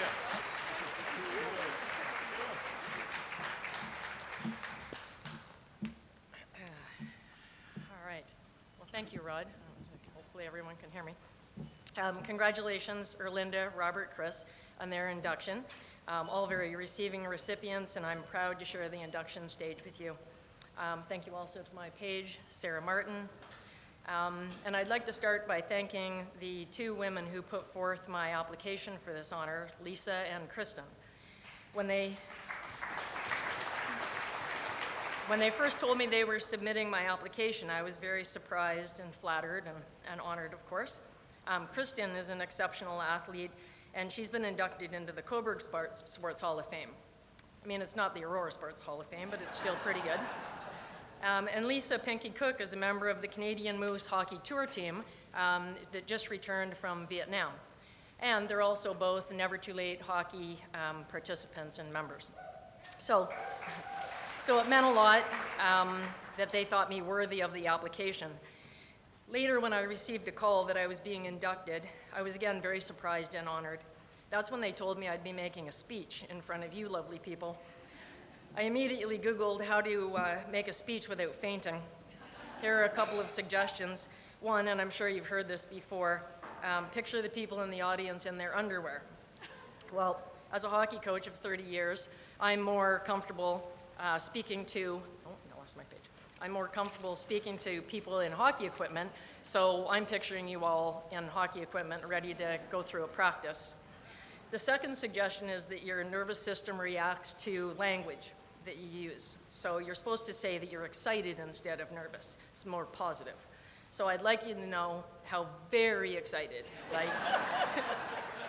very excited I am, extremely excited to be making this speech. Thank you to Pinky and Kristen. I'd also like to thank my sponsors, my sponsor, the Aurora Black community. I appreciate their support. And I also want to thank everyone from the Aurora Sports Hall of Fame, all the other sponsors, and also Javid and his team of volunteers who worked so hard to elevate this evening to the incredible evening that we're experiencing tonight. So thank you as well.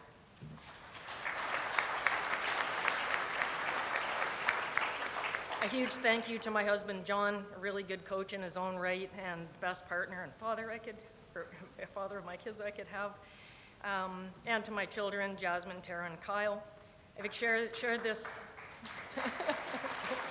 That's my son clapping for himself. I've shared this hockey experience really closely with all of them, and it's made it all the more special. I would also like to acknowledge my mother and sister who are here from Bob Cajun. I appreciate them making the trip. My stepmother, Lynn, my brother, Brad, my father-in-law, John, my NTL crew, who you heard from, and my book club friends, and my book club ladies. Thank you all for coming. I would also like to thank the many coaches that I've been fortunate enough to learn from, because as Robert says, we don't get here on our own, and I've learned from some really exceptional people. My mother and father were my first coaches and instilled in me at a young age the benefit of sport. One of my most vivid and fondest memories of my father was when I was very young. He'd take me to Wishing Well Park in Agincourt and hit baseballs for me to field from shortstop. We did that for hours and hours. And my mother, a baseball player herself, and coach of my first softball team, she would drove me all over Ontario for various softball and hockey games and tournaments. My mom didn't love the highway driving, and it was well before Google Maps, Waze, or MapQuest. More than once, we were pulled over for going too slow on a 400 series highway. Once in Oshawa, we went the wrong way down a one-way street. And many times I had to put my hockey equipment on in the backseat of a Volkswagen Beetle as we tried to get to a game. It was in those first sporting experiences that I learned resilience and determination. My parents expected me to get better at stuff. They believed in me, and they put me in situations where I would fail, sports failures that I could overcome with practice and perseverance. As I got older and the stakes in life got higher, I developed a belief that I could persevere and persist and overcome bigger and bigger challenges. They let me learn, and they let my failures be my failures and my wins be my wins. I truly believe that that is the path to self-confidence. It doesn't come from someone telling you that you're doing a great job. It comes from believing you're doing a great job. It's from seeing the results of effort and progress. John and I have watched our own children through their love of sport, particularly hockey, grow to be strong, resilient leaders. Both Jazz and Tara played U Sport varsity hockey, and through that experience and their minor sports years, have developed life skills that have served them well in their adult lives. They found careers they're passionate about and engaged in. They love the challenge of continued learning and continue to be leaders and team players. Kyle played for the Aurora Tigers until U15 AA and has pursued and excelled in a career where he's consistently met with pressure, strict timelines, and a standard of excellence. I began my coaching career teaching other people's kids until mine were finally old enough to play. Jazz and Tara started in Panther Cubs program when they were 4 and 5 years old. Now, this was at a time in their lives where they decided that the only thing that they would wear was dresses. We would show up to the rink, the crack of dawn, in whatever dress that they had chosen that morning. They would not take their dresses off before putting their hockey equipment on, so I had to make a rule that the dress had to be cocktail length or shorter because I couldn't get all the material stuffed into their hockey pants. Afterwards, after the practice, I had a real challenge. The group on us after were figure skaters. That meant girls on skates with their dresses out showing. Good grief, there's no way I could let the two of them know that was a thing. Luckily, they were small enough and the boards were high enough that they couldn't see over them, and that cat didn't get out of the bag, and I got to keep coaching them in hockey. It was in that same program that I learned the necessity of flexible rules when you're coaching. When you run any program for children, safety is top priority. With that in mind, we had a rule that when we were on the ice, you always had to keep our hockey gloves on. Well, one session, I look over and this wee little hockey player has her gloves off and she's struggling with her hockey equipment. I rushed over, I bent down, and I said, "Sweetie, we need to keep our gloves on when we're on the ice. Is there something I can help you with?" And she looked up at me and said, "Yeah, can you scratch my bum?"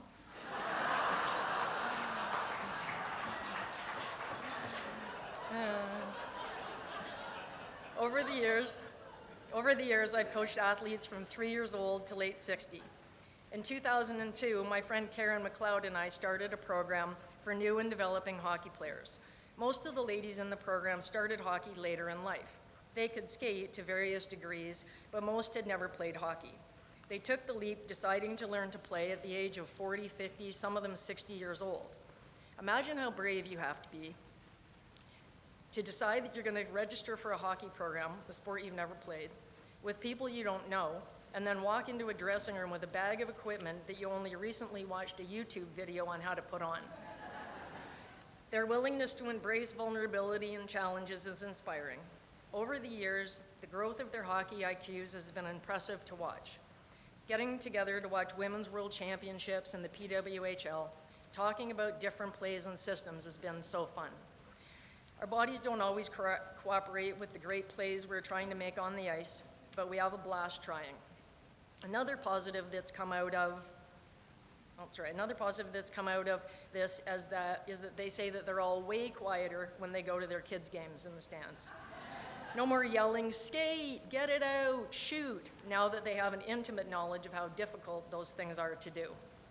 They play hard and well, but they still stop on the ice if someone falls so they can check and see if she's okay and help her up, because we're a family.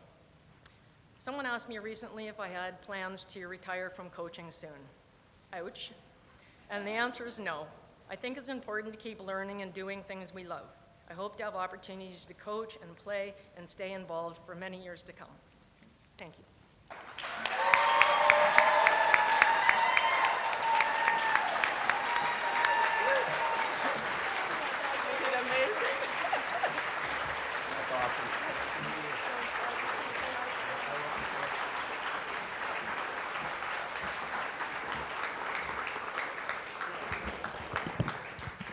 Thank you, Heather. Congratulations, and yes, please don't stop coaching. Keep going.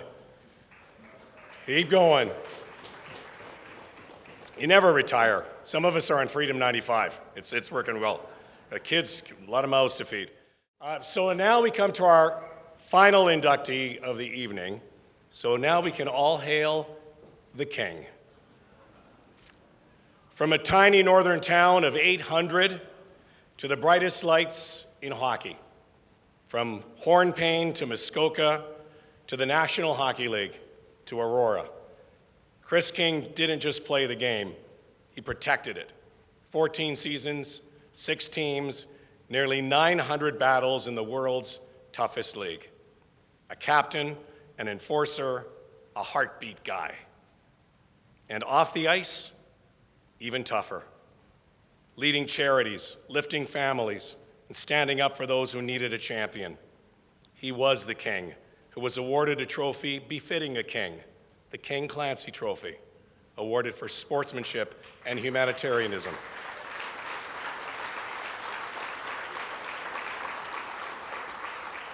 I've covered sports for a long time. I started when I was 5, but no, he truly is one of the greatest people I've been around in the game. He's watched more hockey than anybody on this planet, I'm sure. From the NHL Situation Room to right here in Aurora, where he's been coaching and mentoring and giving back without ever asking for the spotlight. So tonight we shine it on him. Chris King, warrior, leader, gentleman, and the two best words that any guy could give another guy: great dude. Chris King, welcome to the Aurora Sports Hall of Fame. Born in 1966 in Bracebridge, Ontario, Chris King's journey from small-town beginnings to the highest levels of professional hockey is a story of perseverance, leadership, and compassion, both on and off the ice. His path began in the northern Ontario town of Hornpain, population 800, where he first laced up his skates at just 5 years old. Even then, his determination stood out. When the family moved to the Muskokas, Chris became a prolific scorer with the Ravenhurst Minor Hockey Association, a fierce competitor who led his Junior C League in scoring. That competitive drive earned Chris a place with the Peterborough Petes of the Ontario Hockey League, where he built a reputation as a fearless, physical presence and became the team's all-time leader in penalty minutes. But behind the toughness was a player motivated by loyalty and heart, someone who stood up for his teammates and led by example. I don't think it was a revelation when I actually looked him up, because he gave me a little bit of a heads up as to what it is that I might expect. And that had to do with, his being a tough guy on the ice. He joked with me about the fact that the average NHL hockey player might have 270 minutes of penalties by the time they retire. And he, I think, had 2,700 or something like that. Drafted in the 4th round of the 1984 NHL Draft by the Washington Capitals, Chris's road to the big leagues wasn't easy. He paid his dues in the minors before carving out a 14-season career in the NHL, playing for 6 teams: the Capitals, Detroit Red Wings, New York Rangers, Winnipeg Jets, Phoenix Coyotes, Toronto Maple Leafs, and Chicago Blackhawks. Known as a relentless checker and dependable teammate, he was the player who did the hard things, blocking shots, protecting stars, and never backing down from a challenge. My first memory of Chris King is not a good one. It's a bad one, and I'm going to tell you why. Chris King's very first National Hockey League game was against me. I was in goal for the opposing team. In Detroit, Chris didn't have skates, borrowed a pair of skates from a teammate, Dougie Hallward. Wore those skates. He scored his very first NHL goal on me. And I remember thinking, who the hell is this guy who scored on myself with borrowed equipment? That was Chris King. Off the ice, Chris became just as well known for his heart. In Winnipeg, he championed 5 local charities, chaired the Manitoba Muscular Dystrophy Association, and served as honorary chair of the Ronald McDonald House. He granted Make-A-Wish requests and co-hosted the Jerry Lewis Telethon. In New York, he worked with addiction recovery programs and was even nominated for a Points of Light Award for community service, an honor presented by the President of the United States. In 1996, Chris received one of the NHL's most prestigious honors, the King Clancy Memorial Trophy, awarded to the player who best exemplifies leadership and humanitarianism. You know, Chris has unbelievable leadership skills, and those leadership skills are really most demonstrated by his commitment and his hard work.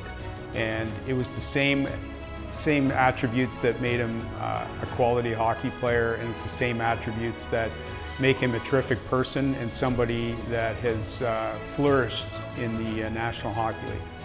After 849 NHL games, 66 goals, 85 assists, and over 2,000 penalty minutes, Chris retired in 2000. But his influence on the game didn't stop there. He transitioned into leadership at the NHL's head office in Toronto, where he now serves as Executive Vice President of Hockey Operations, overseeing the NHL's Situation Room and ensuring fairness and integrity across the league. And Chris had that intangible side of the ledger that says, I might not be as fast as you, I might not be as strong as you, I might not score as many goals as you, but I'm going to work harder than you.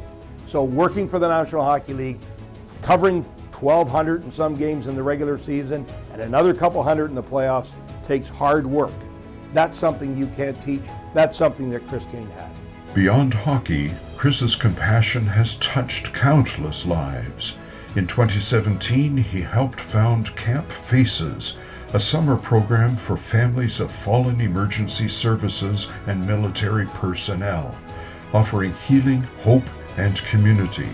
He also worked with the OPP and NHL alumni to create Putting Stigma in the Penalty Box, a mental health awareness series that gives voice to those struggling in silence.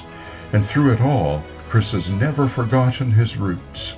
He built Chris King's Muskoka Summer Hockey School, mentoring young players and giving back to the community that first believed in him. And I had known Chris just long enough where I thought I'd give him a call and see if I created the summer camp, would the NHL be willing to contribute things like merchandise and sweaters and things like that, just to excite the kids. And I remember him saying to me on the phone, I think I can do better than that. He said, why don't I come and help out? And Chris was there every single day as a very celebrated athlete, but really as a father. In 1997, Chris and his family moved to Aurora, where he continued his lifelong commitment to giving back. He coached minor hockey, supported local charities, and alongside his wife Paula, served as co-chair of the Ronald McDonald House. In every role, player, leader, mentor, Chris King has embodied the values of teamwork, resilience, and empathy. Chris, I want to take a moment just to congratulate you and celebrate your success, not only as an athlete, but also as a man, as a father, as a grandfather, as a community member, and being inducted in to the Aurora Sports Hall of Fame. Kinger, all I can say is that it's so well deserved. You had a great career in the NHL, and you've had an unbelievable career in your post-playing days with the National Hockey League, and it is well deserved. I'm very happy for you and your family, Kinger, and they couldn't have picked somebody better to go into the Aurora Sports Hall of Fame. Chris King, congratulations on being inducted into the Aurora Sports Hall of Fame. From the humble beginnings of scoring your first NHL goal on me, embarrassing me that first night, I've forgotten all about it, but I'm going to remember this. You're a great teammate, you're a great friend, you're a great family man, and you deserve to be elected into the Hall of Fame. From my family to yours, congratulations. What the hell took you so long? This is your night. Congrats, Kinger. And now, in recognition of his outstanding contributions to hockey, his tireless community leadership, and his unwavering commitment to others, we are proud to welcome Chris King into the Aurora Sports Hall of Fame.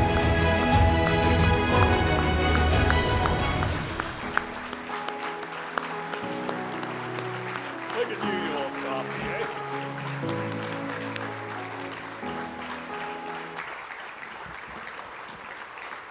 New Roads Automotive Group is the sponsor, and I'd like to call on Alan Trimble to come up. Also, our page, Avery Grant, who is an Aurora Tiger, currently playing here. So let's hear it for Avery. Avery, by the way, is drafted by the Flint Firebirds in the 2022 OHL Under-18 draft. He's the assistant captain as well for the Jamaican men's national ice hockey team.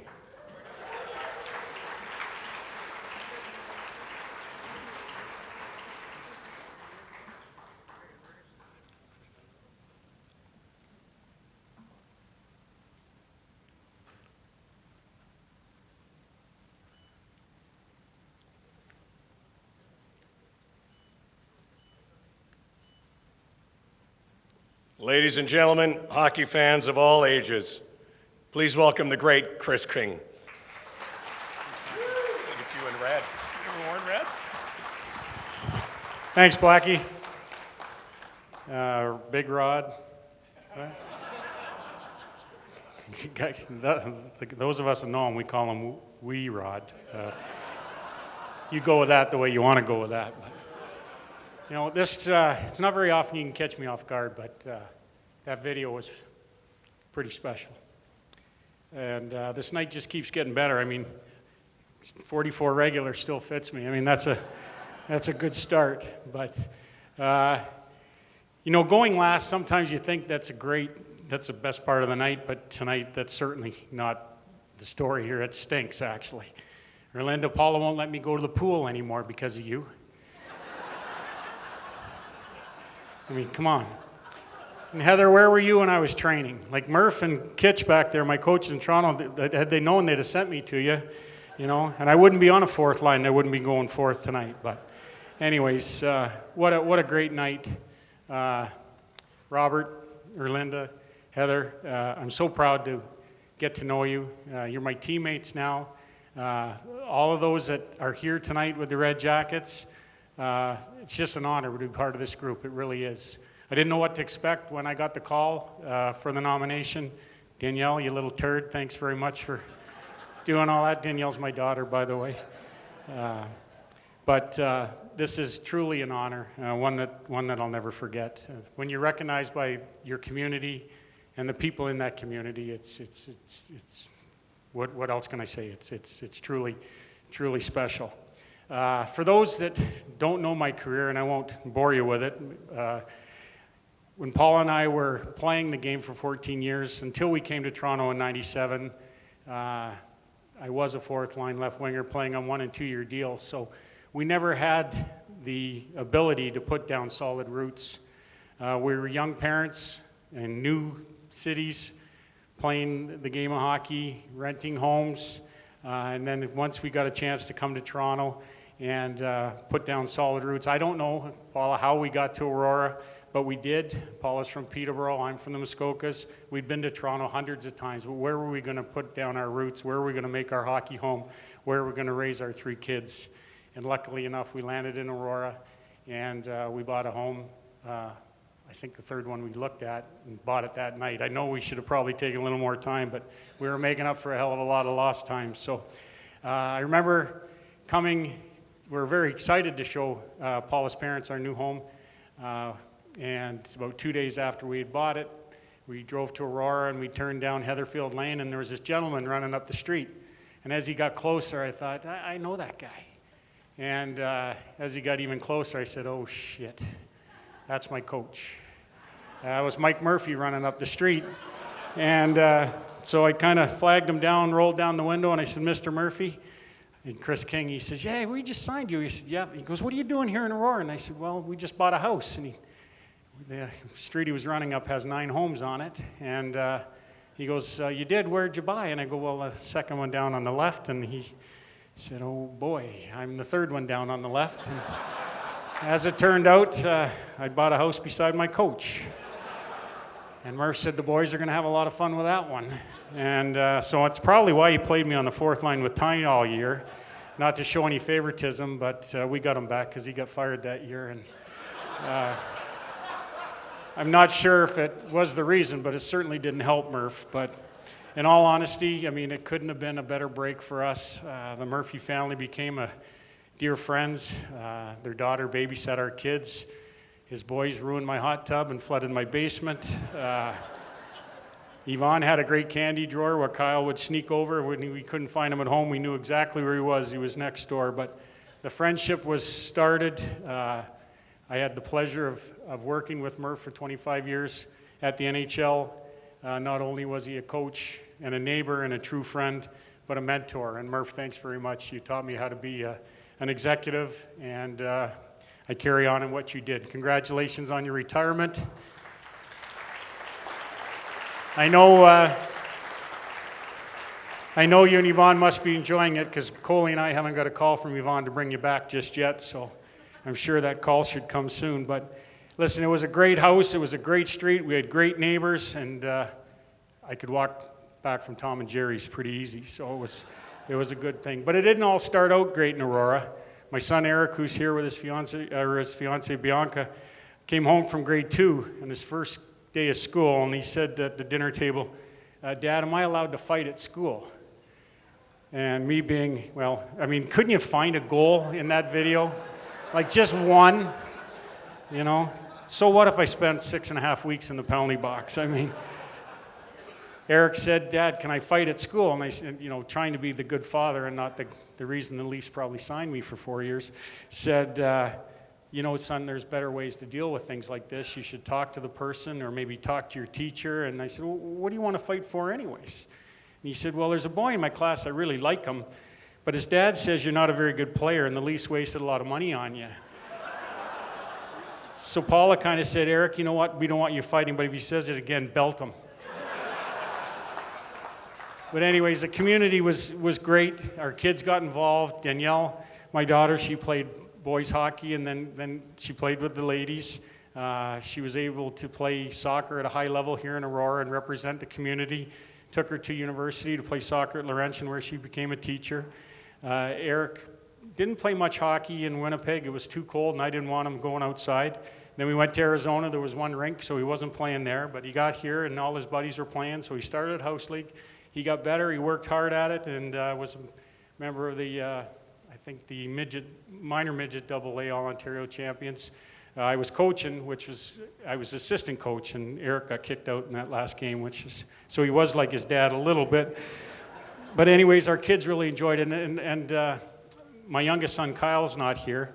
Tom Creek, who they introduced earlier, my son works for the OPP, and he's working tonight, so Tom, thanks for keeping him busy.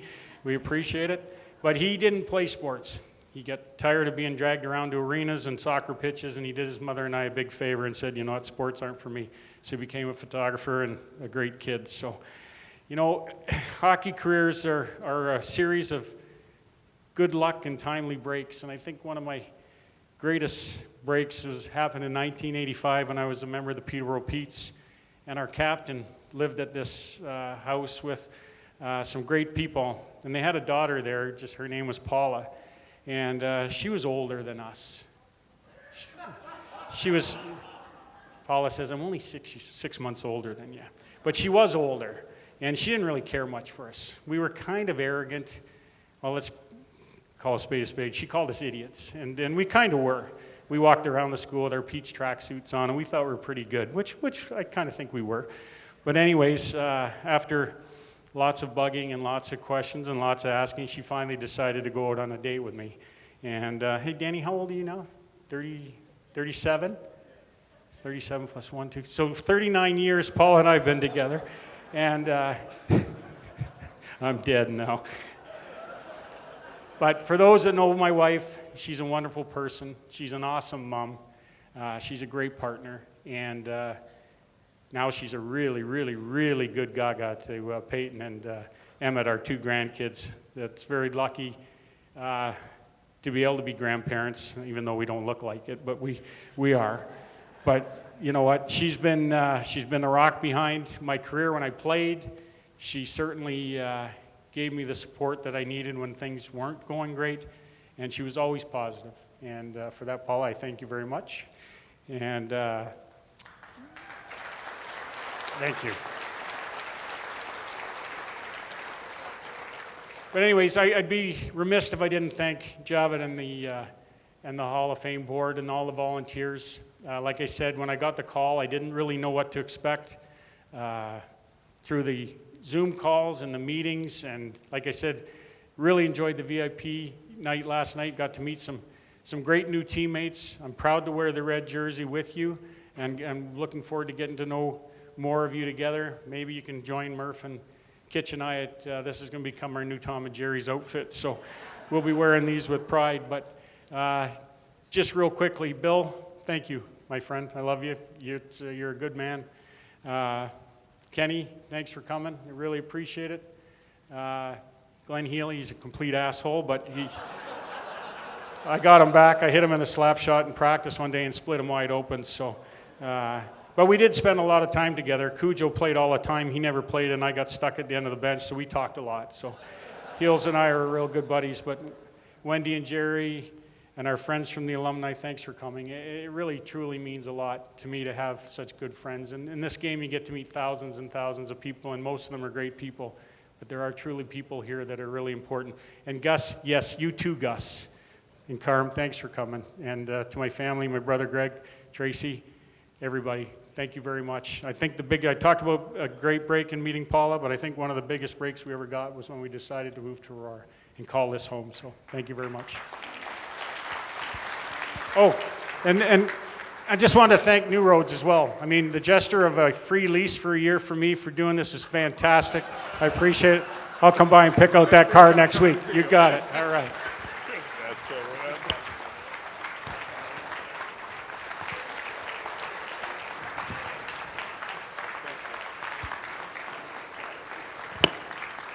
Oh, Kanger, you're the best.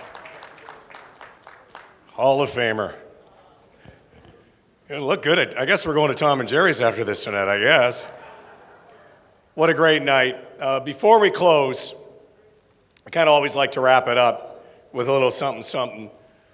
And I thought it would only be appropriate tonight, and even though we've been talking about ultra marathons and running and football and hockey, I can't help but think this week about baseball and what we've gone through over the last few months, because everybody became a baseball fan with the Toronto Blue Jays and the incredible ride that they took us on.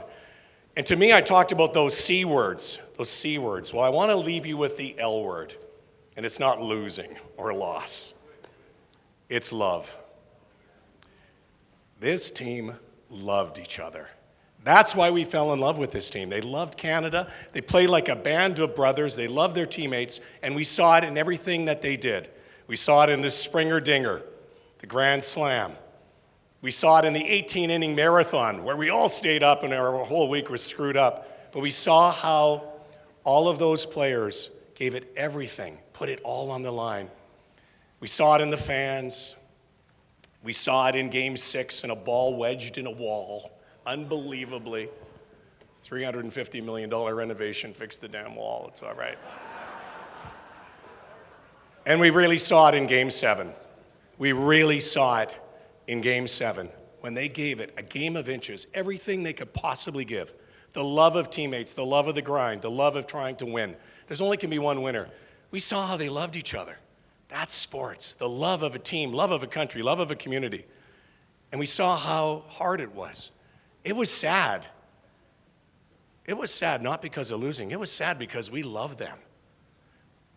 The shot of this dad breaks your heart. Inconsolable, that little boy. But you know what? He got a lot of airtime. He's going to be an actor someday. That little boy will never forget that, because there's nothing better in life before you win than losing. You've got to learn how to lose. Another L word. For the love of sports, the love of a team, the love of a nation. They'll be back next year. That's sports. Can't win them all. But that brings you to the community, the love of your community, the love of your sport. Erlinda, the love. You picked it up so late in life. And look at you, you still love it. You're going to be running forever. You're the Forrest Gump of ultramarathoning.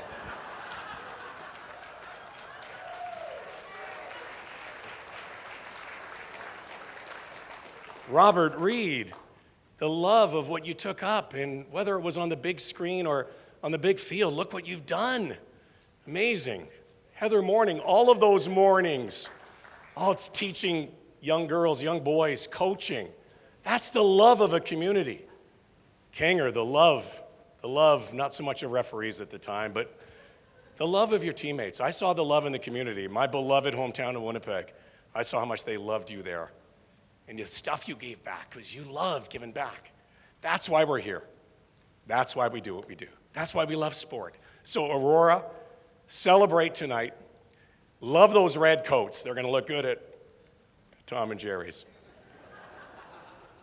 But don't forget about Aurora, the dawn, the love of a dream, the illumination, the light. Shine the light on sport.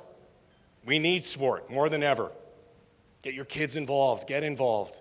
Be a great sport. I said last year, ABC, Aurora builds champions, and you're all champions. Keep the light going. Keep believing. Thank you, everybody, and good night.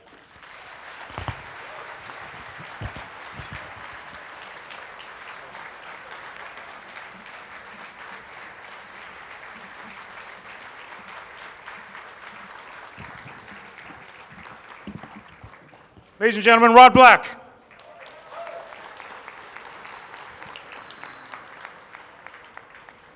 So folks, just a last couple of things before we wrap up for tonight. As we said at the very beginning of the evening, folks, ladies and gentlemen, please pay attention. Sponsors, pages, inductees, please stay back. We've got an area for media. Go line up, get your same photos you did with your plaques, so that we can get other individuals who weren't able to do so through the ceremony. Please do so at the back. Mr. Mayor also wants a photo with all 4 inductees. We have to get our traditional photo with all 4 inductees. Families and friends, if you want photos, there's an area all ready to go for you to take. The silent auction, 9:45, don't know what time it is, 9:45. We got a massive candy bar. Thank you to Susan Cowan and Soldan Cowan. So it's all ready to go. Coffee, dessert. We got Bob McRoberts' special chocolate chip cookies are ready to go for him and everyone else. The last but not least, and if you haven't gone to the hall as of yet, please do so, because we want to recognize our curation team. That's Michelle Johnson and Jeremy Hood from the town of Aurora, for their tremendous work in preparing the artifacts and displays that bring each inductee's story to life. We would also like to give a very special thank you to Fiona Gobin of the Sumanes Group for her outstanding work in managing this year's events, both last night, tonight, and for the program guide. As we near the close of our formal program, we're thrilled to share some exciting news. The 13th annual Aurora Sports Hall of Fame will be Thursday, November 5th, 2026. Mark your calendars. I hope to see you all here. We will welcome the 2026 inductees. Before we wrap up, we invite everyone to take photos, as Javed said, outside. There's media set up. You can take it with your groups, your families, the inductees, and don't forget to share them on social media. Javed loves his hashtags. And finally, we ask our new class of 2025, please join us on stage for the official group photo.